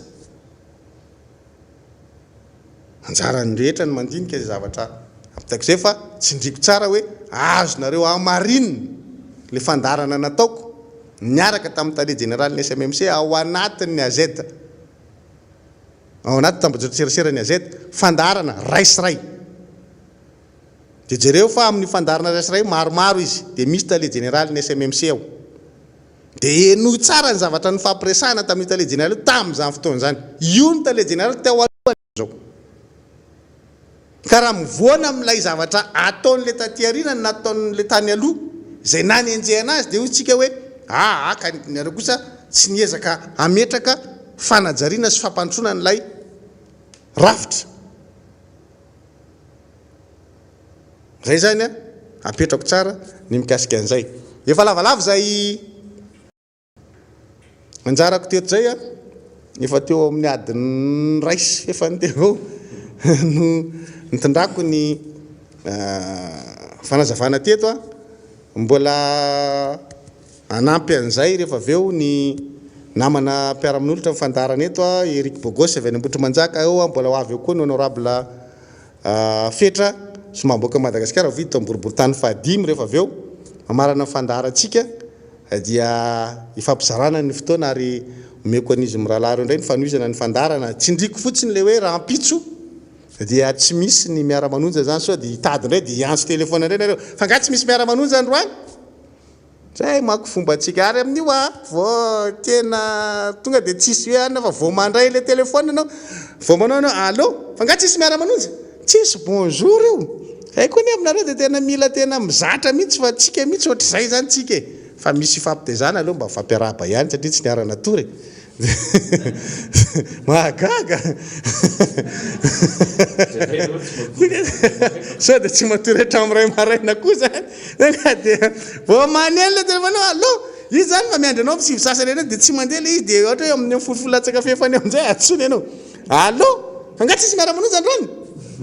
tsisy hoe bonjour manahoana na salam aleikum na inona fa dia tonga dia nga tsisy miara-manonja ka zay dia efa tsindritsika melolo izy hoe rampitso dia tsy misy delona kely amin'ny latsinainy vao miakatra plateau eto fa re namanareo kosa ny manao ny fandarana amin'ny zoma so ndraiky koa dia hisy azy ndraiky koa zoma fa nga ianao tsy manao miara-manonja ndraiky koa nareo ny dia tena sarotiny amin'ny tera raha ty fa atao kory moa fa dia zay efa ny safidy anompanareo vahoaka dia makasitraka foany amin'ny zavatra rehetrarehetra samby hotahin'Andriamanitra dia miarabanao Eric Bogos ya miaraba namana solomboavim-boaka fitelaka zava-pira mankasitraka nameny fitenenana miaraby ihany koa atsika mpiatsehatra rehetra ary ny mpanatanteraka ny mpanatotosa ny ndralahy teknisianina namana zany satria raha tsisy azy reo miady mafy mihitsy amin'izao fotoana zao ny hoe ahafahantsika mianakavo manaraka zany fandarana zany ka zay nidinana fankasitrahana isorana ihany koa isika rehetra ny atokantrano na ny eto an-toerana na ny any ivelany any amin'ny fanarahana tsy tapaka ary manjoy mihitsy amin'ny antsipiriany zany atao hoe fandarana miara-manonjy izany sehatra maromaro moa matetika no ifampizarana atao anatin'izany fandarana zany ary tsy atao ambanin-javatra mihitsy tsy azo tsintsiny avina mihitsy ary raisina ho adidy mavesatra andraikitra ngeza be mihitsy satria dia ny raha-pirenena ary ny fiainam-bahoaka malagasy enina amby roapolo tapitrisa no ifampiresahana ao anatiny mankeratra ho an'ireo zay mbola ao anatiny tsy fahasalamana izay mitaintaina fatratra amin'izao fotoana zao no hoe tena mety ve le vaksiny za tsy mety hoesan'io rehefa avy eo mankery ihany koa ary mitondra tenin'ny fampinonana ao amin'ny fianakaviana izay manana havana maty tatoato moa zay dehibe ireo namana akaiky mpiara-mitolona namana akaiky anatin'ny fiarahamonina ny hoe ndaosiny zany fahafatesana zany kopakopa-tanana fahobe ho antsika mianakavo mangataka kopa-tanana satria na dia anatin'ny fandarana tsy miara-manonja azy dia mangataka izany sika ny hoe mba ampitao afatra zany hoe ilay miara-manonja zany lasa azo atao hoe tribunal kely mihitsy lasa sehatra mihitsy zany ohatrany hoe sehatra fitsarana mihitsy ny amin'ny hoe ifanakalozantsika hevitra sy ny hoe hitondrana n'ilay fitarainanareo ankasitrahana moa izy ireny ary raisina ho andraikitra ngezabe satria matoy ianareo mitaraina dia misy zavatra efa tsy zakany sainareo tso mihitsy misy zavatra efa tena marary anareo mihitsy zany anatin'ilay fiarahamonina dia ity zany no any mba sehatra ahafahantsika mifampitan'izay vaovao sy ny hoe tsara fantatra izay be dia be ny efa nitondrana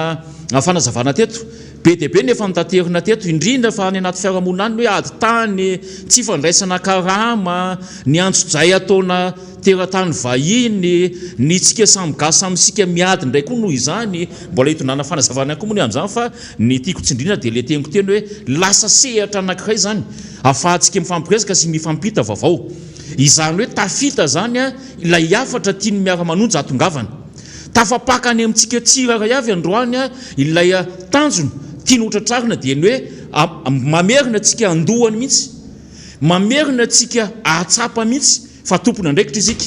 ary mitarika atsika ho any amin'ny hoe fijoroany zany fasahiny izany ary indrindra fa ny hoe ny fiarovana zay zo fototra ananatsika voaka malagasy izay ny omaly moa ny natsiarovana ny nafatesan'ny mpanakanto malaza anankiray bobombary jamaikana izy io zany efa feno efapolo taona maly ny nafatesana satria teraka ny volana ny taona 1945 izy ary maty kosa ny 11 mai 1981 Jamaïcaine izy io fa atao Miami fotsiny izy no maty Miami le Miami any États-Unis fa tsy Miami Tamatavy so misy faly be maina zany maty tia Tamatavy ka i Bob Marley isika nanana mpanakanto malaza ihany koa ohatran'ny Rakoto izay tsy afaka ao amin'ny ao an-tsain'ny mpanakanto malagasy ary indrindra fa isika malagasy tena malagasy fa tsy ilay malagasy saritsariny sady frantsay no malagasy ny tenenako an'izany dia ity hoe ny fahaizana mitazona n'ilay kolotsaina ilay fahaizana le mitazona mahenao anao mihitsy anisany mitondra avo mihitsy izany hoe laza ny firenena anankiray izany ny fitazomanao ny fombanao ny fahaizanao manaja ny tenin-drazanao ary indrindra ny fiarovanao le tany be anao izay fonjanary ho anao izay ny tiana tongavana ao anatin'ny liziny hoe isika indraindray mitady mitsambiky mikipy mitady manenjika ny randrany tsy manendrika ny tena teo Amerikanina tampoko zany indraindray teo Chinois zany indraindray ary teo Indien tampoko zany koa indraindray teo Europeanina koa indraindray nefany tsy izany nafon'Andriamanitra ho anao ary tsy izany nedivandreo razambentsika teo aloha ho an'ity tanànatsika ity mampalahelo dia izao nefa rany na i Komoro aza izay efa nitondrana fanazavana teo eo alohantsika Komoro izay eritreretina fa ho ampindramina vola Komoro izay nilokalokana ny tena marina mantsy dia ity tsy dia le Komoro loatra ny hoe ampindrina vola anareo zay fa le fomba nandresendahatra n'le voaka malagasy hoe anakarentsika raha vita tentsika hiakatra be eo croissance économique eo atsoatsy fa ny zavatra misy teny banque mondiale amin'izao ny manitsana antsika mihitsy manitsana ny fiteny azy manala baraka antsika mihitsy ary mampidina manetry voninahitra taloha izany mpitantana firenena izany na tamin'ny andro fahampanjaka azy dia somary mba nisy critère kely ihany ny firazanana moa tsy resaka an'iny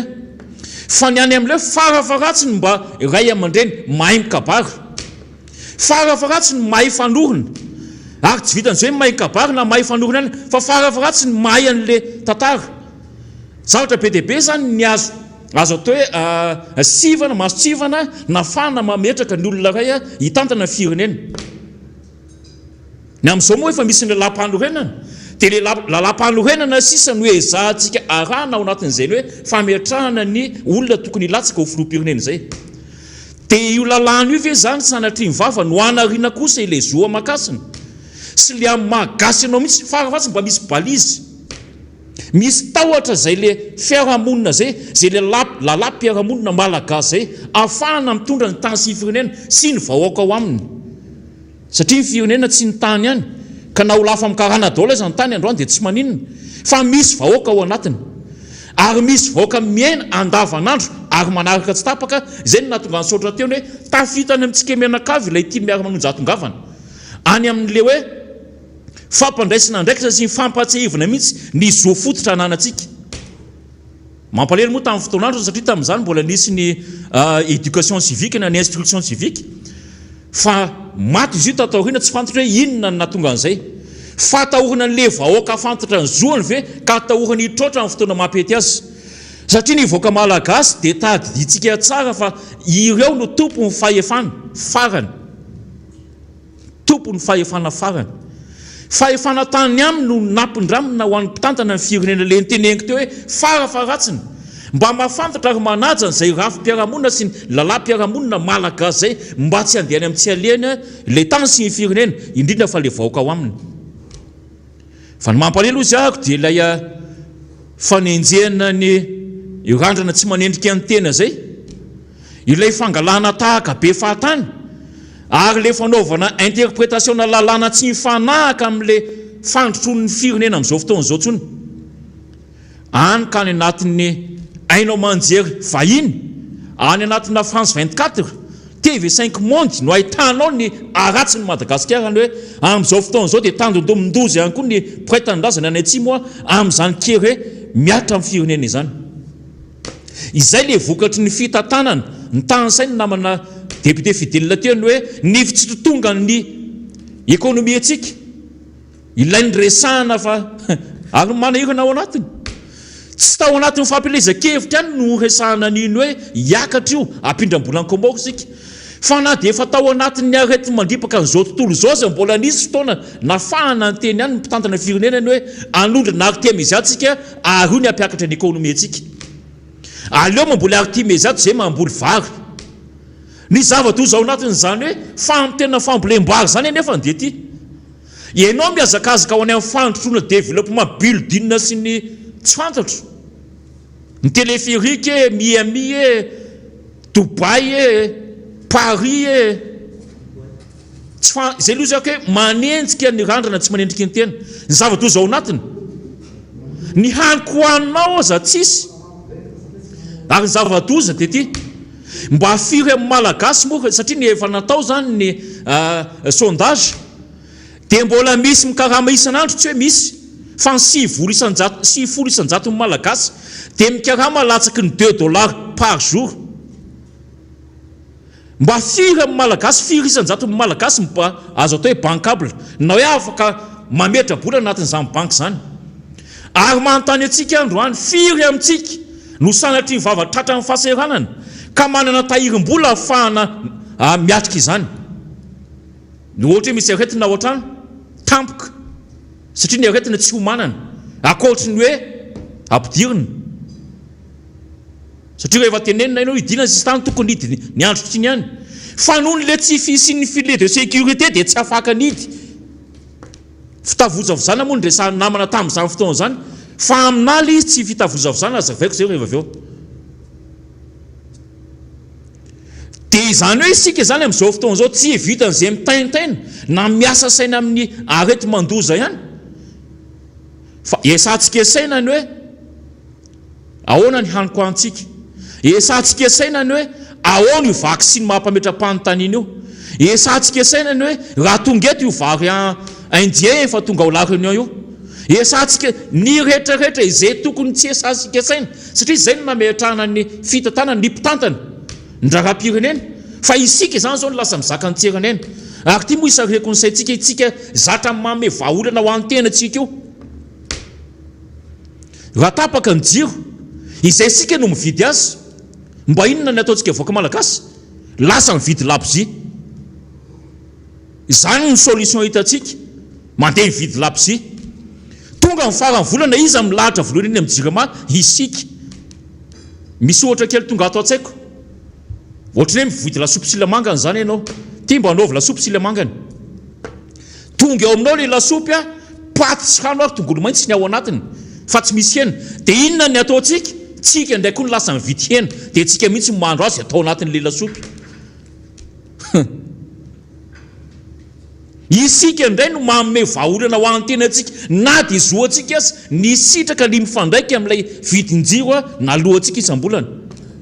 midangana ny vidin-jiro dia ozy ny tompona andraikitra hoe erreur de calcul inona ny ataontsika mbola misy milahatra iny eny amin'ny jirama tsy miteny aiko hoe aza milahatra entsony fa ny fahatongava sainantsika mihitsy ny hoe izay ve zany no mety amintsika ary zay ve zany nytamberim-bidy amintsika kerem-boalohana efa misaotra ny hoe misaotra antsika efa tafita zany ny afatra tafita ilay tiany miara manonja atongavana matoy isika maneno tsy tapaka ny telefônina ny député fidèle maneno tsy tapaka ny message any amin'ny maître hanitra mandeha foana mba teneno amin'ny sehatra rehetra ny zava-doza ao anatin'izany fotsiny dia ny hatramin'ny mpitsabo avy no efa mitady raviravin-tanana ary sofana isy miara manonja ny hoe tenenao no marary anay ny fampitaovana anay ny tampoka-ramanay etsetra akoatra amin'ny praitan-drazana hoe ny tan-drazanay le mahagasy antsika io mihitsy ilay anaovana antso-jay ary ny zava-doza dia aza miteny mihitsy ianareo tompona ndraiky mpanjakana ny hoe misy ny séparation du pouvoir aza miteny an'izany aiza misy lalàna hoe ny cour d'appel manafoana an'le titre an'le karana tampotampoka eo verina any amin'ny première instance indray dia mahazo zava-doza zany izany hoe ny rafi-pitsarano io zany dia cour d'appel ny tokony mandeha aloha raha mifahaizanareo azy zany ny zavatra eny ataony gasy ahoana moa gasy majinika ohatra antsika ny eritreritra hoe anana sécurité zany raha sendra manana olana ao anatiny zany fitsarana zany raha ohatra ka mpanam-bola miady amintsika ary isika le marina mitavozavoza amin'izay fotoana izay fa satria manana mahay mizy ao ny karana afaka mibaiko zay siapitsakana afaka mibaiko ny mpitantany dra raha-pirenena mihitsy ary efa ndresana teto zany hoe fondation anankiray afaka miantso ny présidence ny primature ndretraretra tsy takatry ny saina eritreretina inimaginable ary zany tsy mampalahelo tsony zany fa efa tena efa loza zany loza mandindina ho an'le firenena mba makanesa ny États-Unis dia antanio kakarana mitantana ny communication mba antanio secret-na zany communication zany tena ao daholo ny azo atao tsy ambaratelo rehetra fa ny eto amintsika dia teratany vahiny mpanjakazaka izay ny malaza azy mpanjakazaka satria maninona io izy io hitantsika manjakazaka amin'ny tany malagasy eo an-tanan-drano io fa ny ataon'ny mpiraitan-drazana amintsika na ny ataon'ireo le eritreretintsika ho tandroko ary ny vozony dia izy ny tonga melohan'ny fotoana mandrangaranga fedina sy basy ampitahorina antsika miala eto fa efa lasan'ny orinasa telo maty rary ny ve zany mba mety amintsika ve zany dia mahazo vana le vahiny ary izy mihitsy no miteny hoe ka mbola ho avy aminay zany fizakanay zoma malagasy anay mbola aiza ny azo anareo vao nomaly mitaraina fatratra mihitsy ny mpiraitan-drazana amin'ny tena fadiran'ovana ary azo atao hoe mahantra ao anatin'ny hoe zany fitadiavam-bola amelomana ny vady aman-janaka zany fa dia teo amason'le mpanao gazety nanao interview noho ny tsy fiasany satria tsy azon'le karama no mitondra sarety mitondra entana mpiasany samyva teo aloha mitondra entana satria voaroka mpano tompotranony dia sendra mandalo mihitsy amin'le namany mitolona hoe mitaky an'izany zoany zany fa tsy mandray karama nefa ny azo atao hoe efa le farahidiny ary mpandroka fako tsy le asaka ho ny ratsy tsy fidiny azy ny anao an'izany fa zay no iainany zay no hitany fa mendrika azy satria misy andraikitra ngeza be ihany koa mifandraika amin'izany ataon'ny mpitantana ny firenena fa so manilika andraikitra eo ka nareo tsy nianatra anisan'ny takin'ny banque mondiale atao anatin'ny mémorandum économique any hoe marefo Madagasikara amin'ny ara sosialy tsy jerenareo zany marefo Madagasikara amin'ny ara économique indrindra fa ny resaka lalana satria moa zany raha ohatra ka ny développement diako tenena raha ohatra moa zany ka mandeha le vokatry ny tatsaha ny lalana nefa tsy mahate hijery eto Antananarivo aza eo 67 eo Akazomanka premier arrondissement ao anatin'ny capitale de la grande île mihitsy mihoatra amin'izao tontolo izao nosy Maurice fa tsy haiko hoe amin'ny tany économitsika mba grande île sa grande île mahamenatra dia anisan'ny tenen'ny banque mondiale tamin'izany hoe ny ara sosialy ny fanaovan-dalana fa indrindrandrindra ny capitale humaine ny fanabeazana fa ny mampalelo ao anatiny raha ohatra ka atao ny salanisa amin'ny hoe firy moa ny azo atao hoe nahita fianarana tsy mampitehiteny eto zany any ka lasa noho ny fahantrana noho ny tsy fahalalana dia azo atao amin'izay anaovana azy ary tsy mahafantatra koa ny le zoany tsy mahafantatra koa ny le hoe inona moa mba azonay atao raha ohatra ka misy ohatran'izao dia vahaolana hitindra malagasy mivarotra lasopy isaky ny atsasa metatra dia misy mivarotra lasopy mbola taratra ilay tsy fahaiza mitantana mieritraika mivantana any amin'ilay vaoaka malagasy zany tompoko satria ny sehatra asa formel ezahanao vonoana ny any gasy ary iza moa ny tsy nampisy ny agoaty eto zay nafandra ny tanora malagasy reniny hoe mitady nohanina an'io fa ny amin'izao fotoana izao nohanina an'io tadiavina rafakapitso izany hoe efa mitrosa izy ary efa mivarom-pananana akoatra ny mivaro tena ino moa efa nahazo tosika fameno efa menareo kahetsy iny fa ndray mipoka koa ohatra ny tsy alafim-baritra indray mandeha dia tsy hita ny sehatra asa formela ny tena reny le mpitatitra reny no foanana foto zao tsy mahazo mitatitra tsony Nisy pasteur anankiray moa sena tafaresaka tamin'ny tena nanao sangisangy ihany. No izay nge isaka lady ny fomba mandray rakitra. Ary mariny zany tsy hoe karamany zany. Fa fampidonana n'ilay fiangonana ao anatin'izany ny haniko haniny. Fa amin'izao reny efa sahirana ihany koa. Tsy ny pasteur ihany fa na mopera koa aza. Zany hoe mety misy karazana association fotsiny na tsy fantatra inona ny mendraikitra n'izy ireny mety hoe manampy amin'izay le hoe tsy fafahany mandray an'izay fampidonana ny raharam-piangonana izay tafiditra ao anatiny izy ako ny haniko hanina satria misy an'le maha olona le vatany io zany mila mihinan-kanina io. Fa zao misy midiso mandray fendresa teniko zany. Misy manampaizana loatra mandiso an'izany teniko zany. Ny maha olona ny olona dia saina vatana fanahy. Ny ara-batana dia io velomintsika amin'ny haniko hanintsika io. Ny ara-tsaina dia le niteneniko teo mila mianatra. Ny ara-panahy dia io fiangonana idinareo io. Tsy feno zany le maha olona anao raha ireo zavatra telo ireo ny banga. Fa ny amin'izao fotoan'izao tena izy telo mihitsy tsy hitanao tsy hitanao zay hoe linona arahanao very repère tanteraka mihitsy zany ianao amin'izao fotoan'izao. Very repère mihitsy ny filaza azy. Ny maha olona anao mahavatana anao aiza. Zay le teneniko zay ny hanina anio aza dia diavina rafakapitso. Ny aim-panahinao io idina io. Ary tsy le izy idina mihitsy ny olana. Tsy ilay mpianatra tsy ampianarana mihitsy ny olana. Fa misy kosa ny fampitaovana amin'izany ary nisy ny fanampiana ao amin'izany. Tokony ahafahana manao mametraka ny hoe fandaminana ao anatin'izany hoe fampianarana. Raha mianatra ny classe d'examen, inona moa tsy ianarana ny classe intermédiaire. Satria oka tsara ho tsika tsara fa tsy ilay mpianatra mianatra na tsy mianatra ny olana.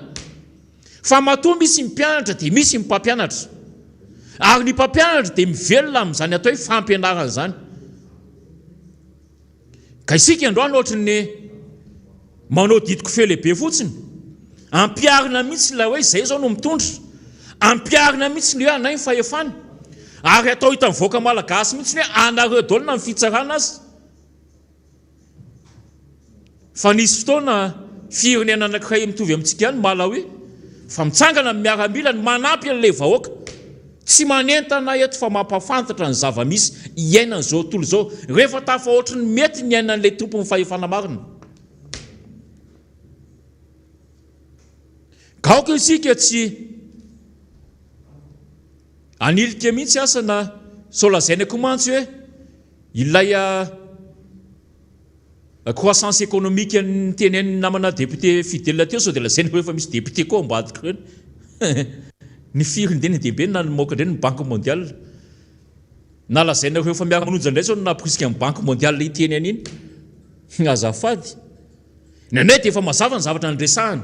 Ny hoe mampafantatra ny vahoaka malagasy ny zava-misy marina eto amin'ny tany sy ny firenena ary matetika avy any amin'ilay vahoaka malagasy ny zavatra ifampiresahana eto. Miaraka amin'ny dossier. Ndraindray aza moa avoka mihitsy no tonga eto na le olona entrekan'izy mivantana mihitsy no tonga eto. Mitanisa sy mitantara. Satria ity sisa ny sehatra any fantana. Fa afaka ary masamy teny an'izany.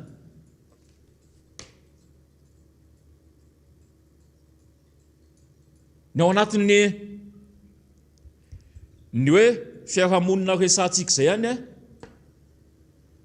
lasa sadaikatra.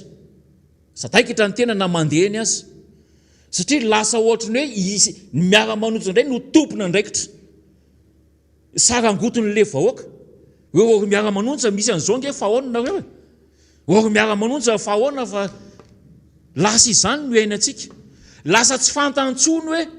misy tompona andraikitra nge manao an'izany. Ary izay no mahatonga solomboavim-bahoaka miezaka manazava an'izany hoe raha mivory ao anatin'ny fivoriana ara-potoana. Dia aleo ifanatry tava mihitsy ary aleo andeha amin'ny ainao manjery mpanjakana mazava be hitan'ny olona hoe iza no niteny inona. Ary iza tsy nanaiky inona. Ary iza no nandalo lalàna inona. Izay ny antony ireny. Ka aoka isika andalina lalina mihitsy le zavatra ifampiresahana.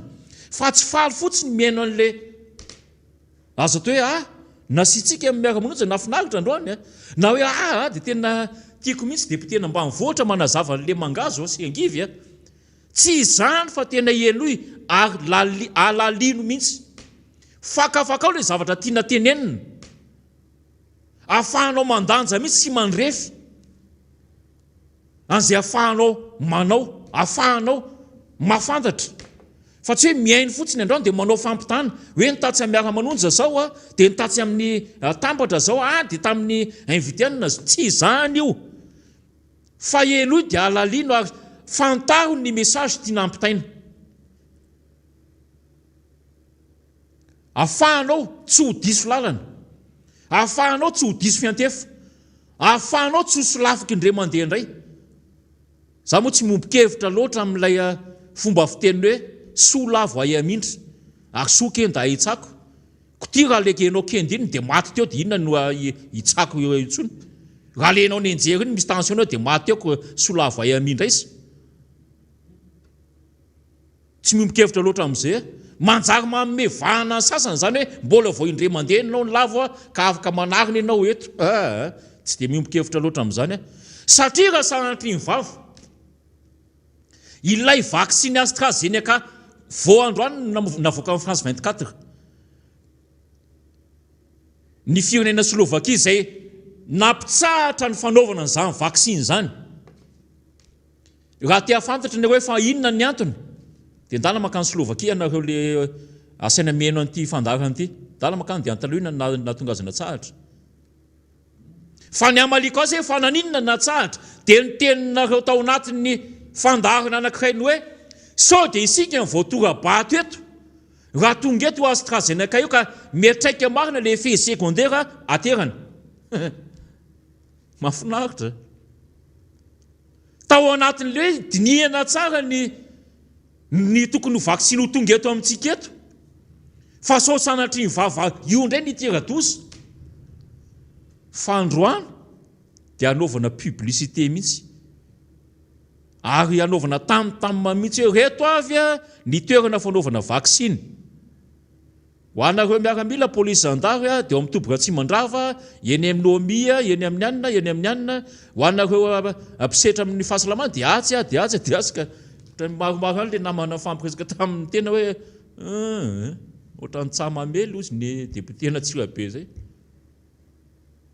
Ohatran'ny tsamamely satria ianareo no niteny an'io. Fa tsy mety io ary tera-doza io. Ka iza zany no tompona andraikitra afaka hiaro n'le vahoaka malagasy amin'izany zavatra misy zany. Ny hoe fitavozavozana ve? Tsy fahaiza manao ve? Sasanatry ny vava misy zavatra hafa. So sanatry ny vava misy zavatra hafa.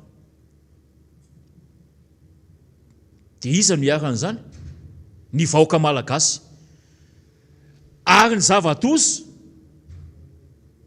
dia ho sanatry ny valala be mandry foana ve isika vahoaka malagasy. Ka ninona zava miseho dia valala be mandry isika menakavy. Roviana ihany vao valala be mifo.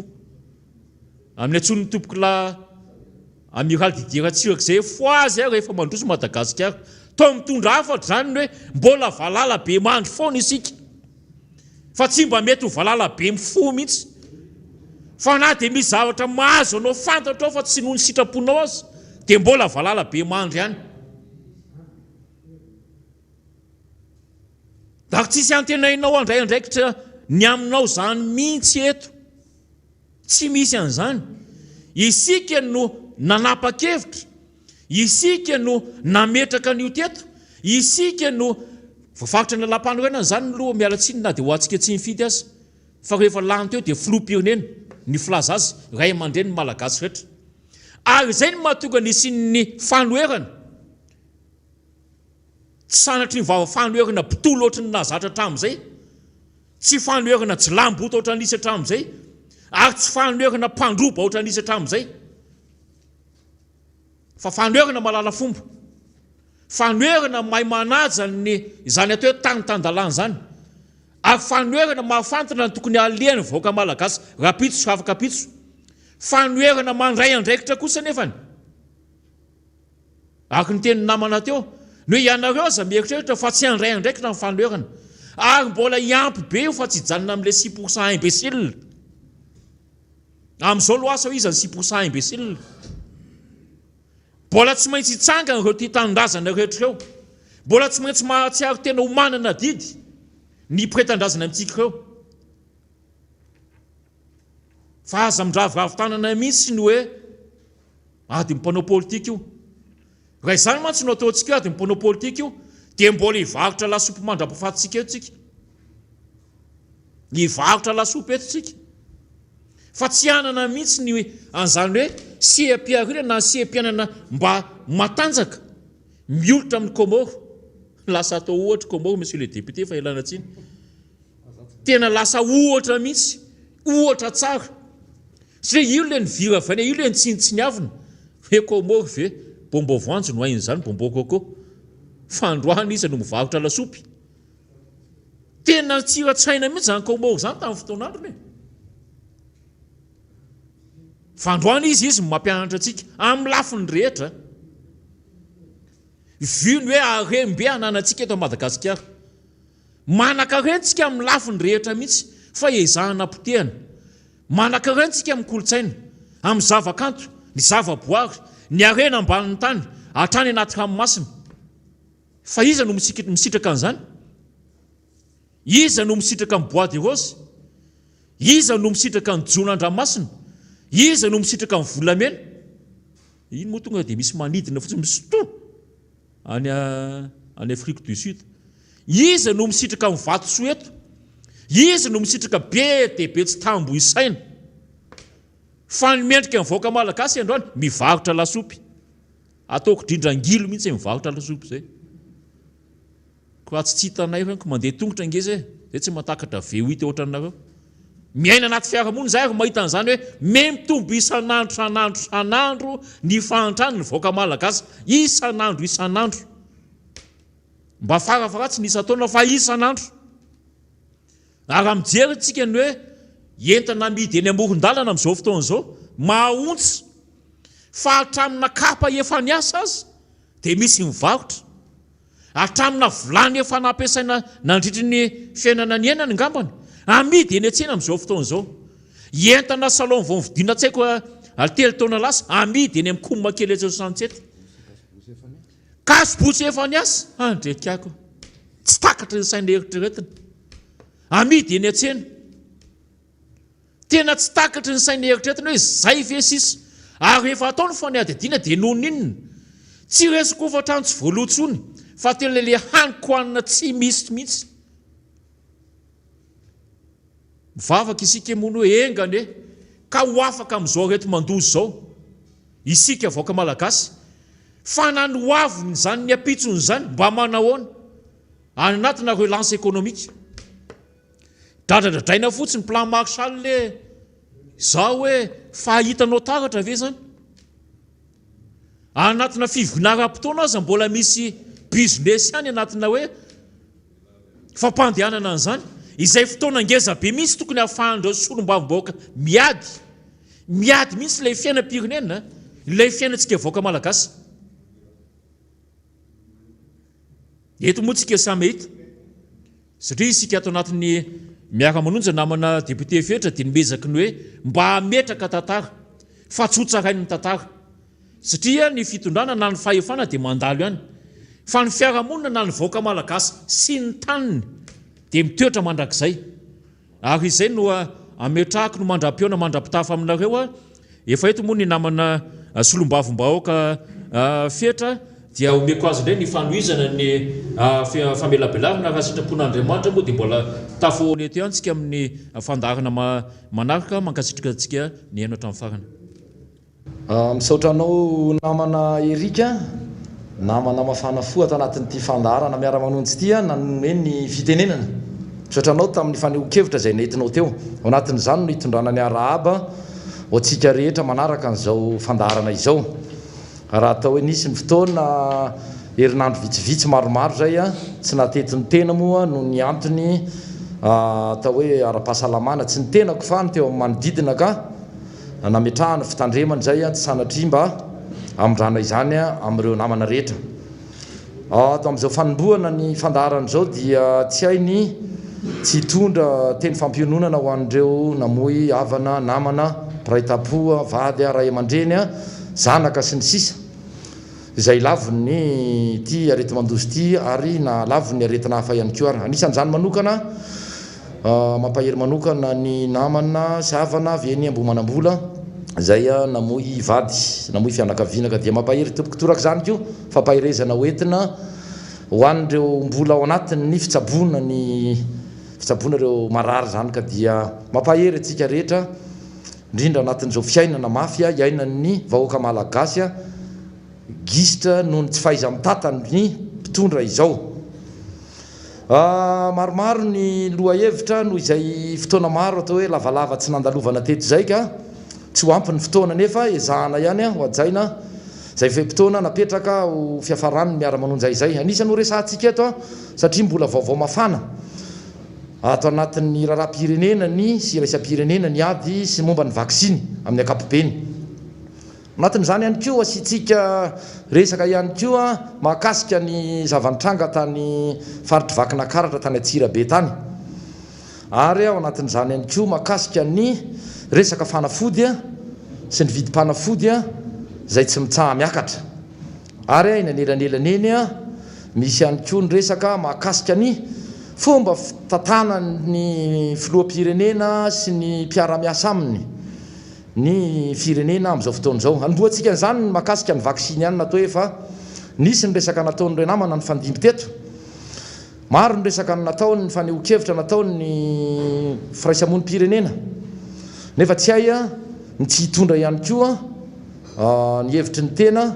amin'ny ankapobeny voalohany amin'izany mahakasika nyity vaksiny amin'ny ankapobeny ity raha ny verenana ny mahakasika nyty tetikasa na hoe mekanisme moa Covax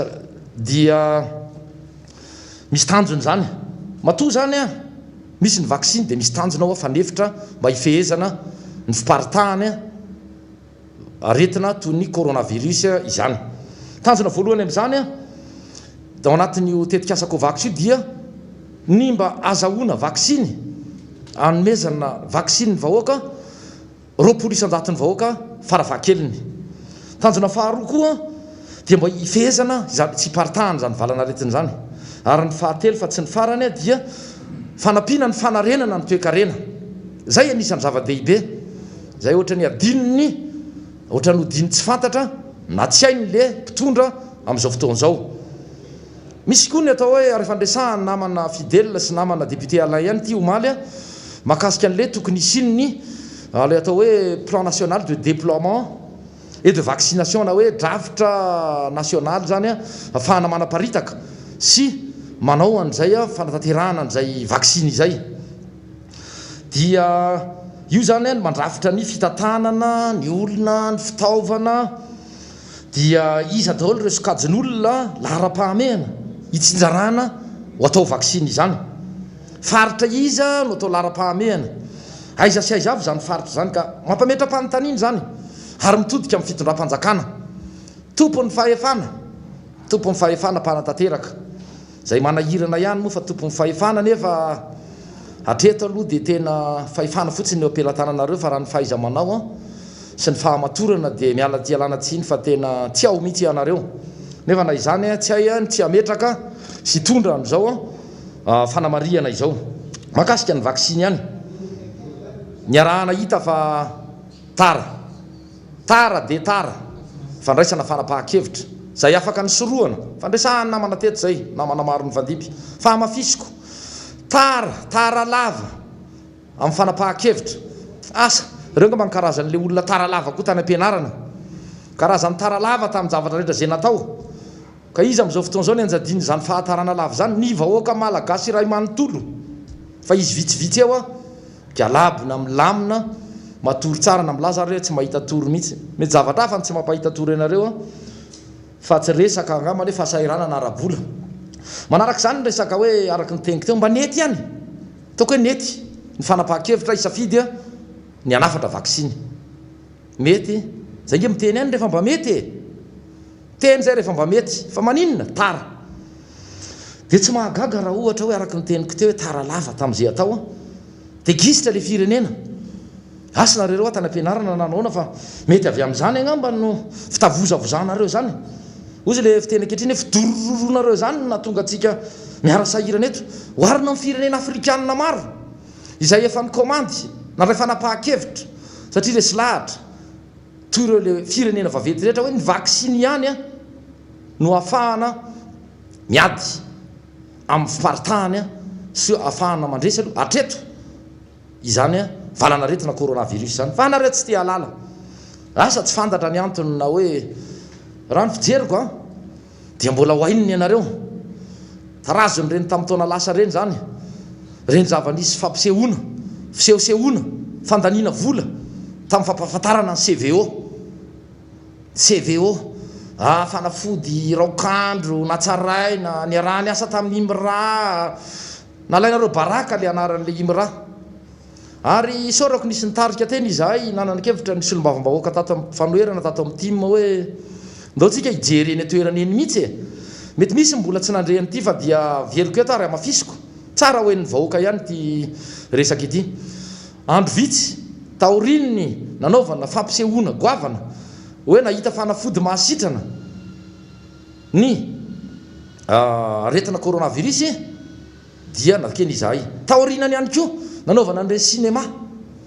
reny fampatoriana mitsangana tamin'ny alalan'ireny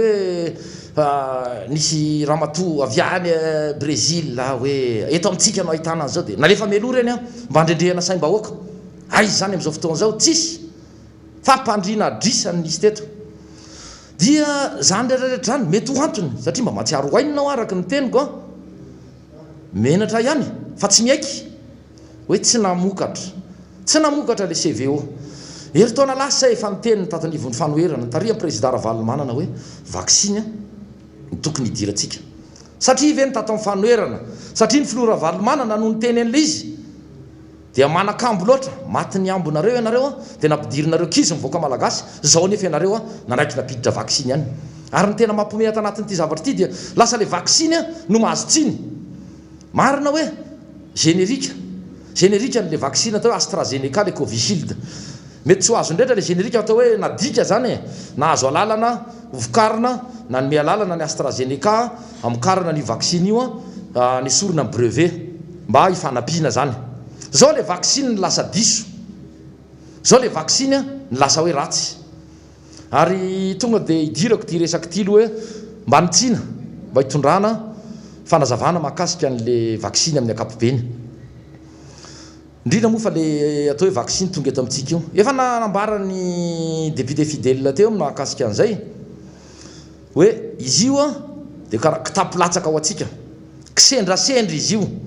satria ny olona efa nandray fanapahan-kevitra ara-potoana ny firenena nandray fanapahan-kevitra mialoha satria tonga saina amin'ny ilanana zany vaksiny zany no tsy nandray fa tsy lanin'le vaksiny miisa 1 million 800 000 tanoany 1 million 700 000 dia ny 400 000 ihany no laniny dia io zany nisy ny raisy ny Angola raha tsy diso teo amin'ny ao anatin'izay teo amin'ny 700 000 isa teo dia ny sisa naparitaka tamin'ny firenena roa na telo anisan'izany Madagasikara le gisitra lava izay ny antony nahazahoany gasy firenena malagasy io vaksiny 5 sy 4 hetsy dozy io fa raha tsy zany mbola tany amin'ny volana vao nahazo isika raha mba azontsika mialoha raha mba tonga saina mialoha zany mpitondra izany raha tsy maty ny ambony moa tsy mahafaty fa fomba fiteny zany amin'ny teny malagasy dia efa mba mety nisy reo aina avitra mety ho vitsivitsy kokoa reo le tsy arak'izao isa misy amin'izao fotoana zao ny isan'ireo malagasy ao anatiny miady amin'izany aretina izany tsara mahafantatra ary arahantsika rehetra mahalala zany fa isika Madagasikara dia nosy tsy manana sisy tany ifandraisana na amina firenena izy tsika na amina firenena iza noho izany moramora kokoa no mifesy manakana ny fidirana zany tsy mikaretiny izany teto amin'ny firenetsika fa araky ny teniko teo noho ny fahataran'ny fanapahan-kevitra foana variana amin'ny fisehosehoana sy amin'ny resabe dia ny vahoaka no mizaka ny tseran'ny aina dia iverena nandray ny vaksiny tonga ara ny vaksiny dia iverenako ihany koa fanazavana zay netiko tany aloha tany hoe teo anyjanona teo amin'le hoe tara lava fa nefa mba nety ihany le fanapahan-kevitra loa zany ny afrikanina ary tsy azo ty satria nyteny teo i namana erika sy député fidèle hoe tena tsy nisy firenena ohatra tsika ty fa nany Komoro ara izay nambaniny Florajoel tamin'ny fotoana ny fanatrehany sy tamin'ny fotoana ny propagande reny ary ny fotoana nanaovany adihevitra tamin'ny président Ravalomanana alohan'ny fifidianana filohan'ny revolika dia nilaza hoe BDB ampindram-bola ny Komorotsika tsy mila mifamatsim-bola amin'ireo maty vola mahazatra zao ary tsika mahazo ny vola avy ihany tsy hita zay ataontsika resin'ny Komorotsika inona mety andresentsika azy sisa mety diso kosa angamba ny tenin'ny député fidèle teo sy namana erika fa bombo coco kosa mety mba resitsika ny Komoro manao bombo coco izy tsy mahavoatsika satria maromaro kokoa zany ny atsika ny olona maro mponina coco maniry ny atsika mihitsy zay angamba sisa andresentsika ny Komoro dia mba mahalala menatra fa ny teniny tsy atao BDB fa mamerina azy ohatra ny tsy ataonareo io dia hodinareo fanina hodinareo gaiga hodinareo ohatra ny tsy nisy nininina amin'ny fihetsika ny ataonareo ohatra ny hoe tsy niteny zany ianareo dia eto amin'izay koa ny dingana manaraka dia nanao safidy hoe atao vaccination ciblée eo fidina zany fatenana hotondrona reto ny voalohany reto marina ny faneho-kevitry ny tao anivon'ny ary iombonako iombonanay avy aty anivon'ny fanoherana avy anivon'ny sy olo-bavim-bahoaka timany hoe tsy ny mpitandro filaminana irerany no mifanerasera amin'ny olona ary anisan'ny tena tokony ho lara-pahamehana ao anatin'izany satria zay le tsy fandiniany ty fitondram-panjakana ity ary ny olona voalohany anisan'ny tena tompony andraikitra dia ministry ny fahasalamana zay tokony hitarika ny ady amin'ity coronavirus ty any moa dia reny ny teny tsy voahevitra nataony ny effroyable sy ny tsy effroyable hoe zavatra efa mampomeny eny fa ny tokony ho atao koa ao anatin'izay dia ireo mpampianatra aiza ho aiza ireo mpampianatra aiza ho aiza ireo mpitatitra iny mpitatitra sy ny mpampianatra mba ahafahan'ny ankizy miverina an-tsekoly no tokony anisany ho atao voalohany satria ireo araka ny tena mifanerasera amin'ny olona marobe toraka zany ihany koa ny mpitatitra ny mpamily fiara na ny mpamily taxi io na ny mpamily taxi be io na ny mpamily taxi brosy io ireny dia sady miovaova ny olona ifaneraserany no marobe tsy voaresaka reo izany nareo ve mba mifandinike alohan'ny amoahanareo fanapahan-kevitra sady tenitenenina zay tandrify ny lohanareo fotsiny no teneninareo fa mba mandini rea mba mandini fa tena hoentinareo aiza ny fiainany vahoaka malagasy dia mandeha ihany ny resaka vaksiny nisy araka ny teniko teo nosy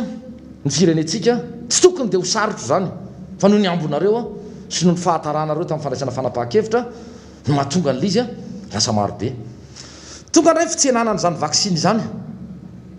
dia teo koa fandresahany namana ihany fa naninona tsy tenin'ny filoham-pirenena nefa hatramin'izay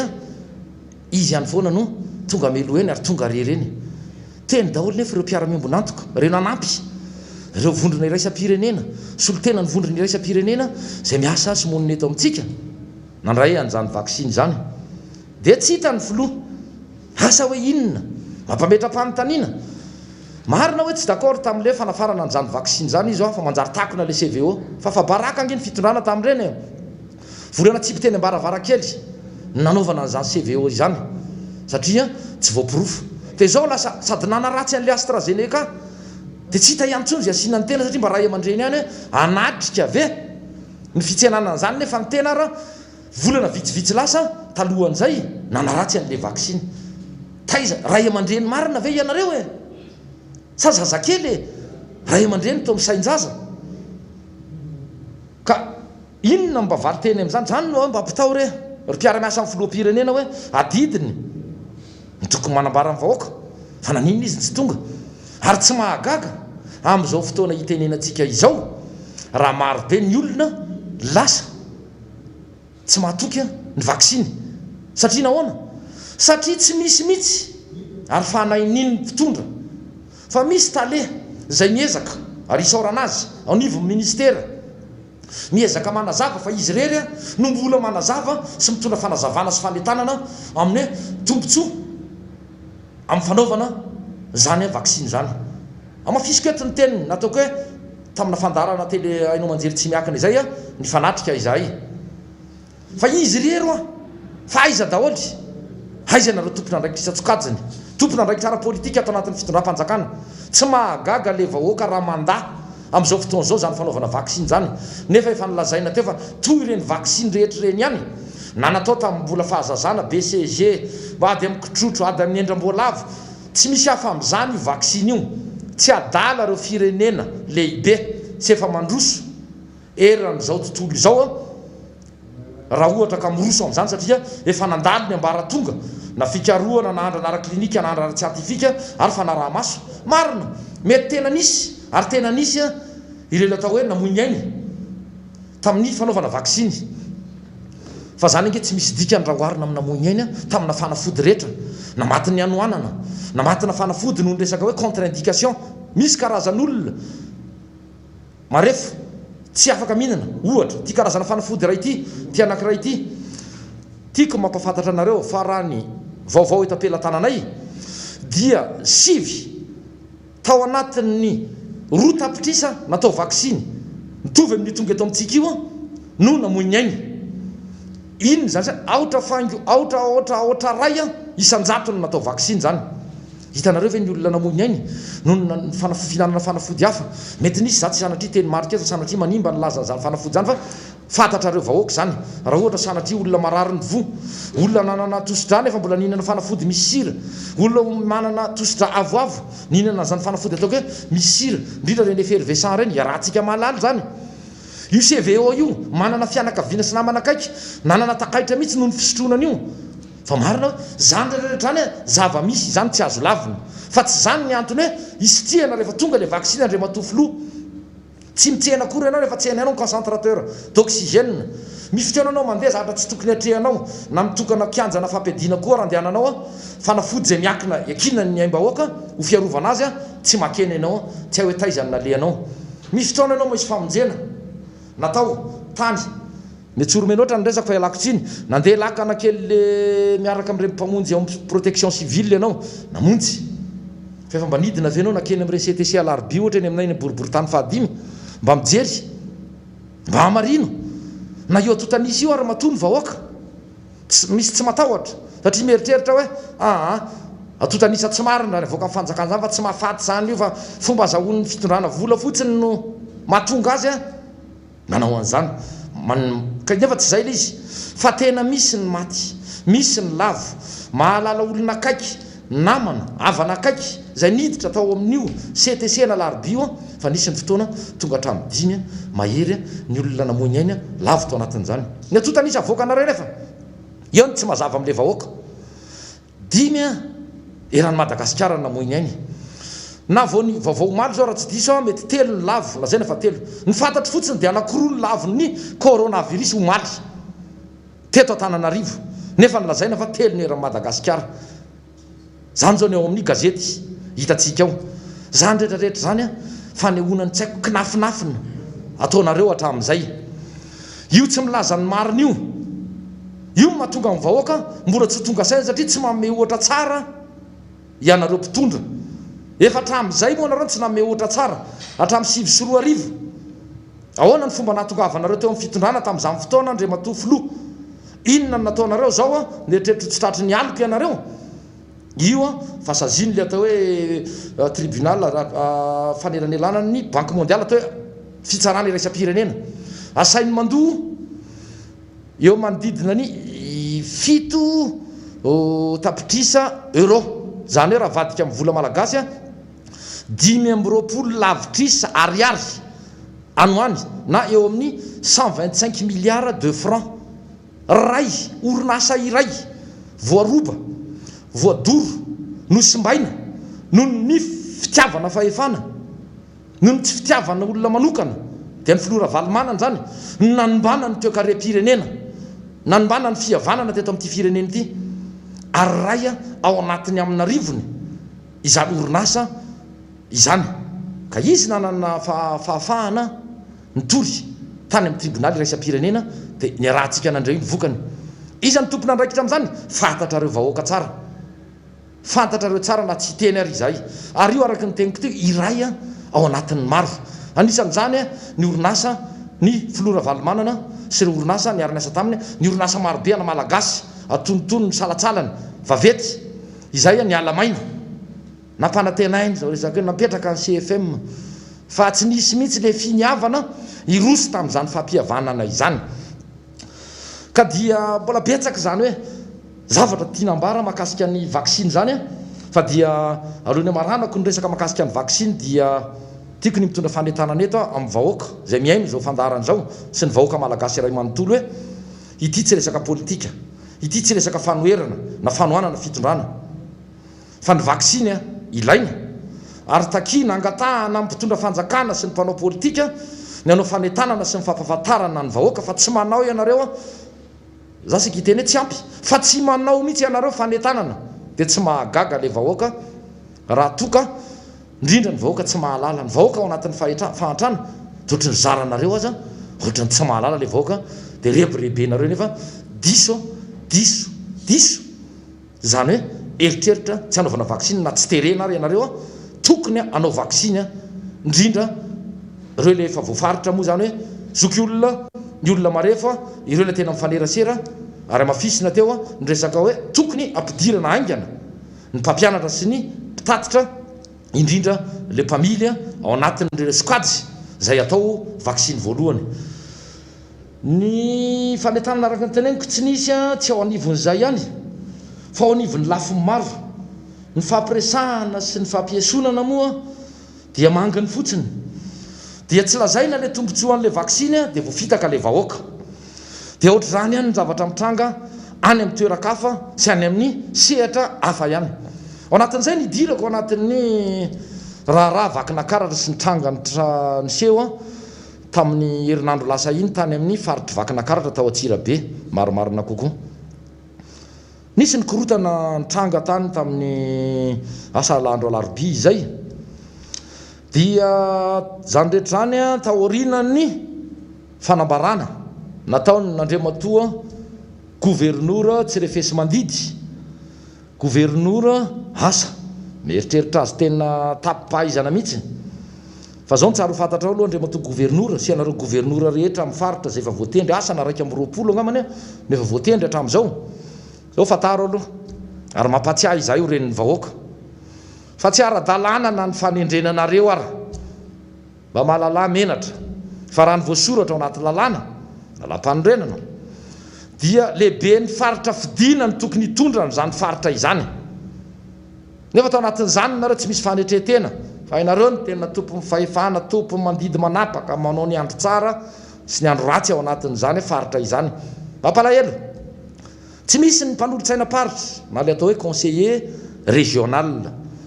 manao zay tany nikibonareo ao ianareo ny sasany nahodinareo tany amina resaka fampelezan-kevitra na tamin'ny fifidianana fara mahakasika mivakinakaratra manokany ty resahako ity misy ny fitarainana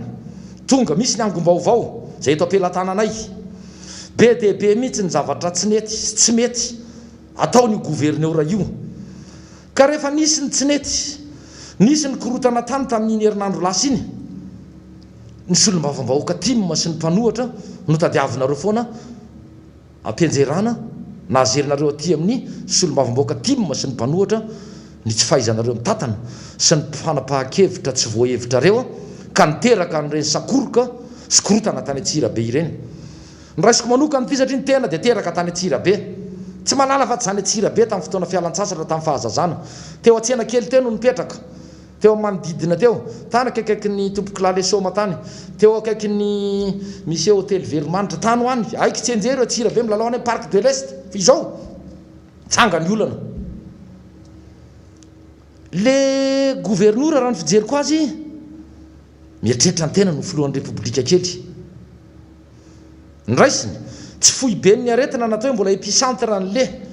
coronavirus Atsirabe fa manana ny voy ihany manana ny namoignainy ihany koa sy ny lavo tonga dia apetraka asana ny fandiniany tamin'izy amin'ny fanapahan-kevitra fa hatramin'ny roa ihany no ahafahana miasa sy mivarotra sy manao ny raharaha rehetra le vahoaka tsy nisy le atao hoe mesure d'accompagnement na hoe fepetra ny raisina mba hanamavanana sy hanalefahana ny fiainan'le vahoaka fa tonga dia apetraka izany fepetra zany satria zany gouvernoura zay no niteraka an'le olona sasatra miaina le gouvernoura saka matory a député milamina tsara ria no kitikitianao ny samborona ndray ary fa mitady an'liana rihatra ny ao anivon'izany gouvernoura izany sy ny anivon'ny fitondram-panjakana dia nanondro olona akaiky ny solombavambahoaka Antsirabe ho tomponantoka hony a tamin'ireny korotana ireny fa nareo ve mihevitra ny olona ho adala mihitsy naninona nisy ny tany Anosibe hitanareo fa vahoaka sahirana no mitaky fotsiny a fanamaivanana ny fiatrehana zany coronavirus izany naninona tsy tany keo dia namoronana koa ny tany Anosibe tao tsy sany teny ianareo hanikoge misy mpanohatra mitarika hanikoge efa tofoka anareo efa nahagaga to tsy mba nasiana resaka hoe satria tsy nisy solombavambahoaka timma tany dia tsy niteny ianareo solombavambahoaka lany amin'ny anaranareo nge ny tany zany rehetra zany fomba hitondrany ty fitondram-panjakana sy ny olony sy ny ekipany le firenena manilika ndraikitra tsy miaiky tsy mahafaty ny miaiky fa nisy lesiko tsy mahafaty fa maty nareo ny ambonareo no ahafaty anareo tele vahoaka mijaly dia toizako any resaka Antsirabe dia nandeha dia lasa voaketoka araka ny fitenin'ny drala hoe nketohanareo tany ray namana pray atoko mpiara-miasa amin'izany solombavambahoaka Antsirabe zany totototy le fianakaviana tady vola angalana mpisolo vava nefa tsy hitanao mitovy an'ireny a etsika saika atao tena alakely ka nisamborana nanagadrana olona 3 volana sy tapany a raha tsy diso a an'ireo le namana tena tany mora mitovitovy tsisy hafa amin'izao zany zavadrany tamin'ireny moa nanao akanjo mena zany na diso an'ireny olona ireny fa izao nitady diory mpitondra tsy ho ao amin'ny fitondrana mandrakizay ianareo mba mieritrereta ihany rehefa fotoana sarotra ohatr'izao fotoana fametrahana fitoniana fa tsy fanaovana vava satria mbola empelantananareo mifahefana sasany moa miteny anay hoe dondrona sasany manamaivana n'izany any efa tompona ndraiky mpanjakana ambony maivana zany sasany ray mbola tsy impérieux mbola tsy tena hoe inona re zany e mbola tsy tena mafy mbola tsy tena loza be sasany loza be zay tianareo tenenina dia fanaratsiana amin'ny mpanohatra no atao hitondranareo aizy zany ny vahoaka tsy jamba tsy marenina fa mandinika manantsaina na mahantra aza ho avy ny fotoana ho avy ny fotoana ampamoahany vahoaka anareo anadina ny vahoaka anareo tsy ny any ambony io anadina anareo fa ny eto ny vahoaka afaka rotaona sy tapany ity eto fa vahoaka adala zay mbola hifidy anareo or vahoaka airatony maso airatony maso averenao an-tsainareo tadidio inona ny fampanantenana sy ny lokaloka tsy nataony zao fitondrana izao nandrifina fifidianana isanambaratonga fifidianana filoam-pirenena fifidianana sénateur fifidianana solombavambahoaka fifidianana be ny tanàna efa anareo ny androm-panjakana rehetra efa anareo maro anisy amina olom-boafidy rehetra aiza eo ampelantananareo mifahefana afahanareo mitondra ty fireneny ty any amin'ny fahampandrosoana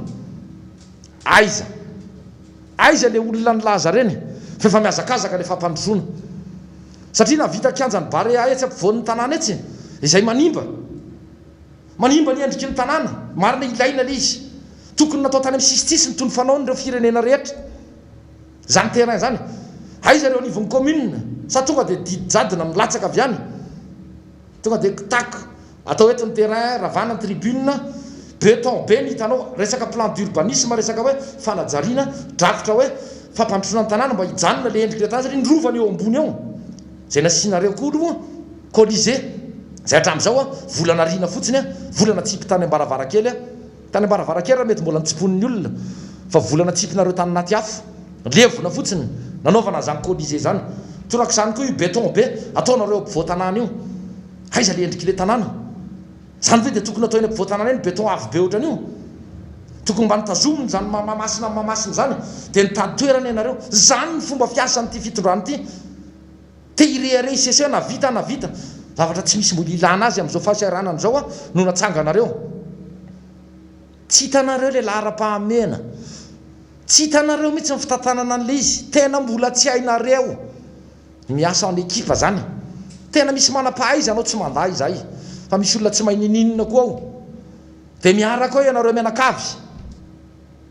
dia ao mikononkononao nareo a dia tsy misy hevitra iraisana dia mampalahelo fa na hatramin'izao tsika amin'ny teny zao ary dia betsaka nefa tsy makatotsony anao andre matoa filoham-pirenena nareo olom-boafidy lany tamin'ny anaranao ary tsy sampotra hitako zao raha ny solombavambahoaka mbola sa mijoro manoana anao dia ny solombavambahoaka miboribory tany fahadimy mbola misy anankiray izay ihany koa fa ny hafa efa nisitry belona efa nisitrika satria mba menatra ihany tena ohatrany tsy afaka tsony ary ny sasan'izany resaka taminay resaka tamiko za tsy hiteniny anarany kosa fa manjary mahita raharaha izy zany ozy izy tany amin'ny dentistako dia ozy izy maty aho hoe nanontanian'le dentista tena tsy mandeha le raharam-pirenena nareo zao solombavambahoaka inona ny tokony ataonareo fa ianao mo solombavambahoaka avy amin'inona tompoko azafady fa tsy sanylaza izy solombavambahoaka IRD fa za ozy izy tsy miakina hitanareo amin'izany hoe atraiza efa menatra hatramin'ny solombavambahoaka mitondra ny anarany IRD ho an'ny akamarony no hisalotra an'izany matoa tsy samiakatra tsy samiakatra eny amin'ny ainao manjery miaro an'le fitondrana niezaka any teo loloha teo fa tsy avitra itsony ka dia zao vahoaka miomana afaka roa taona sy tapany misy fifidianana da raha tonga hatrany amin'ny fifidianana vahoaka tsy inona sahirana jereo reny etsika tany loso be ireny tsy misy idirany mpanohatra jereo ny etsika tany atsira be tsy misy idirany mpanohatra menimenina neny amin'ny 67 fa totofany commune fotaka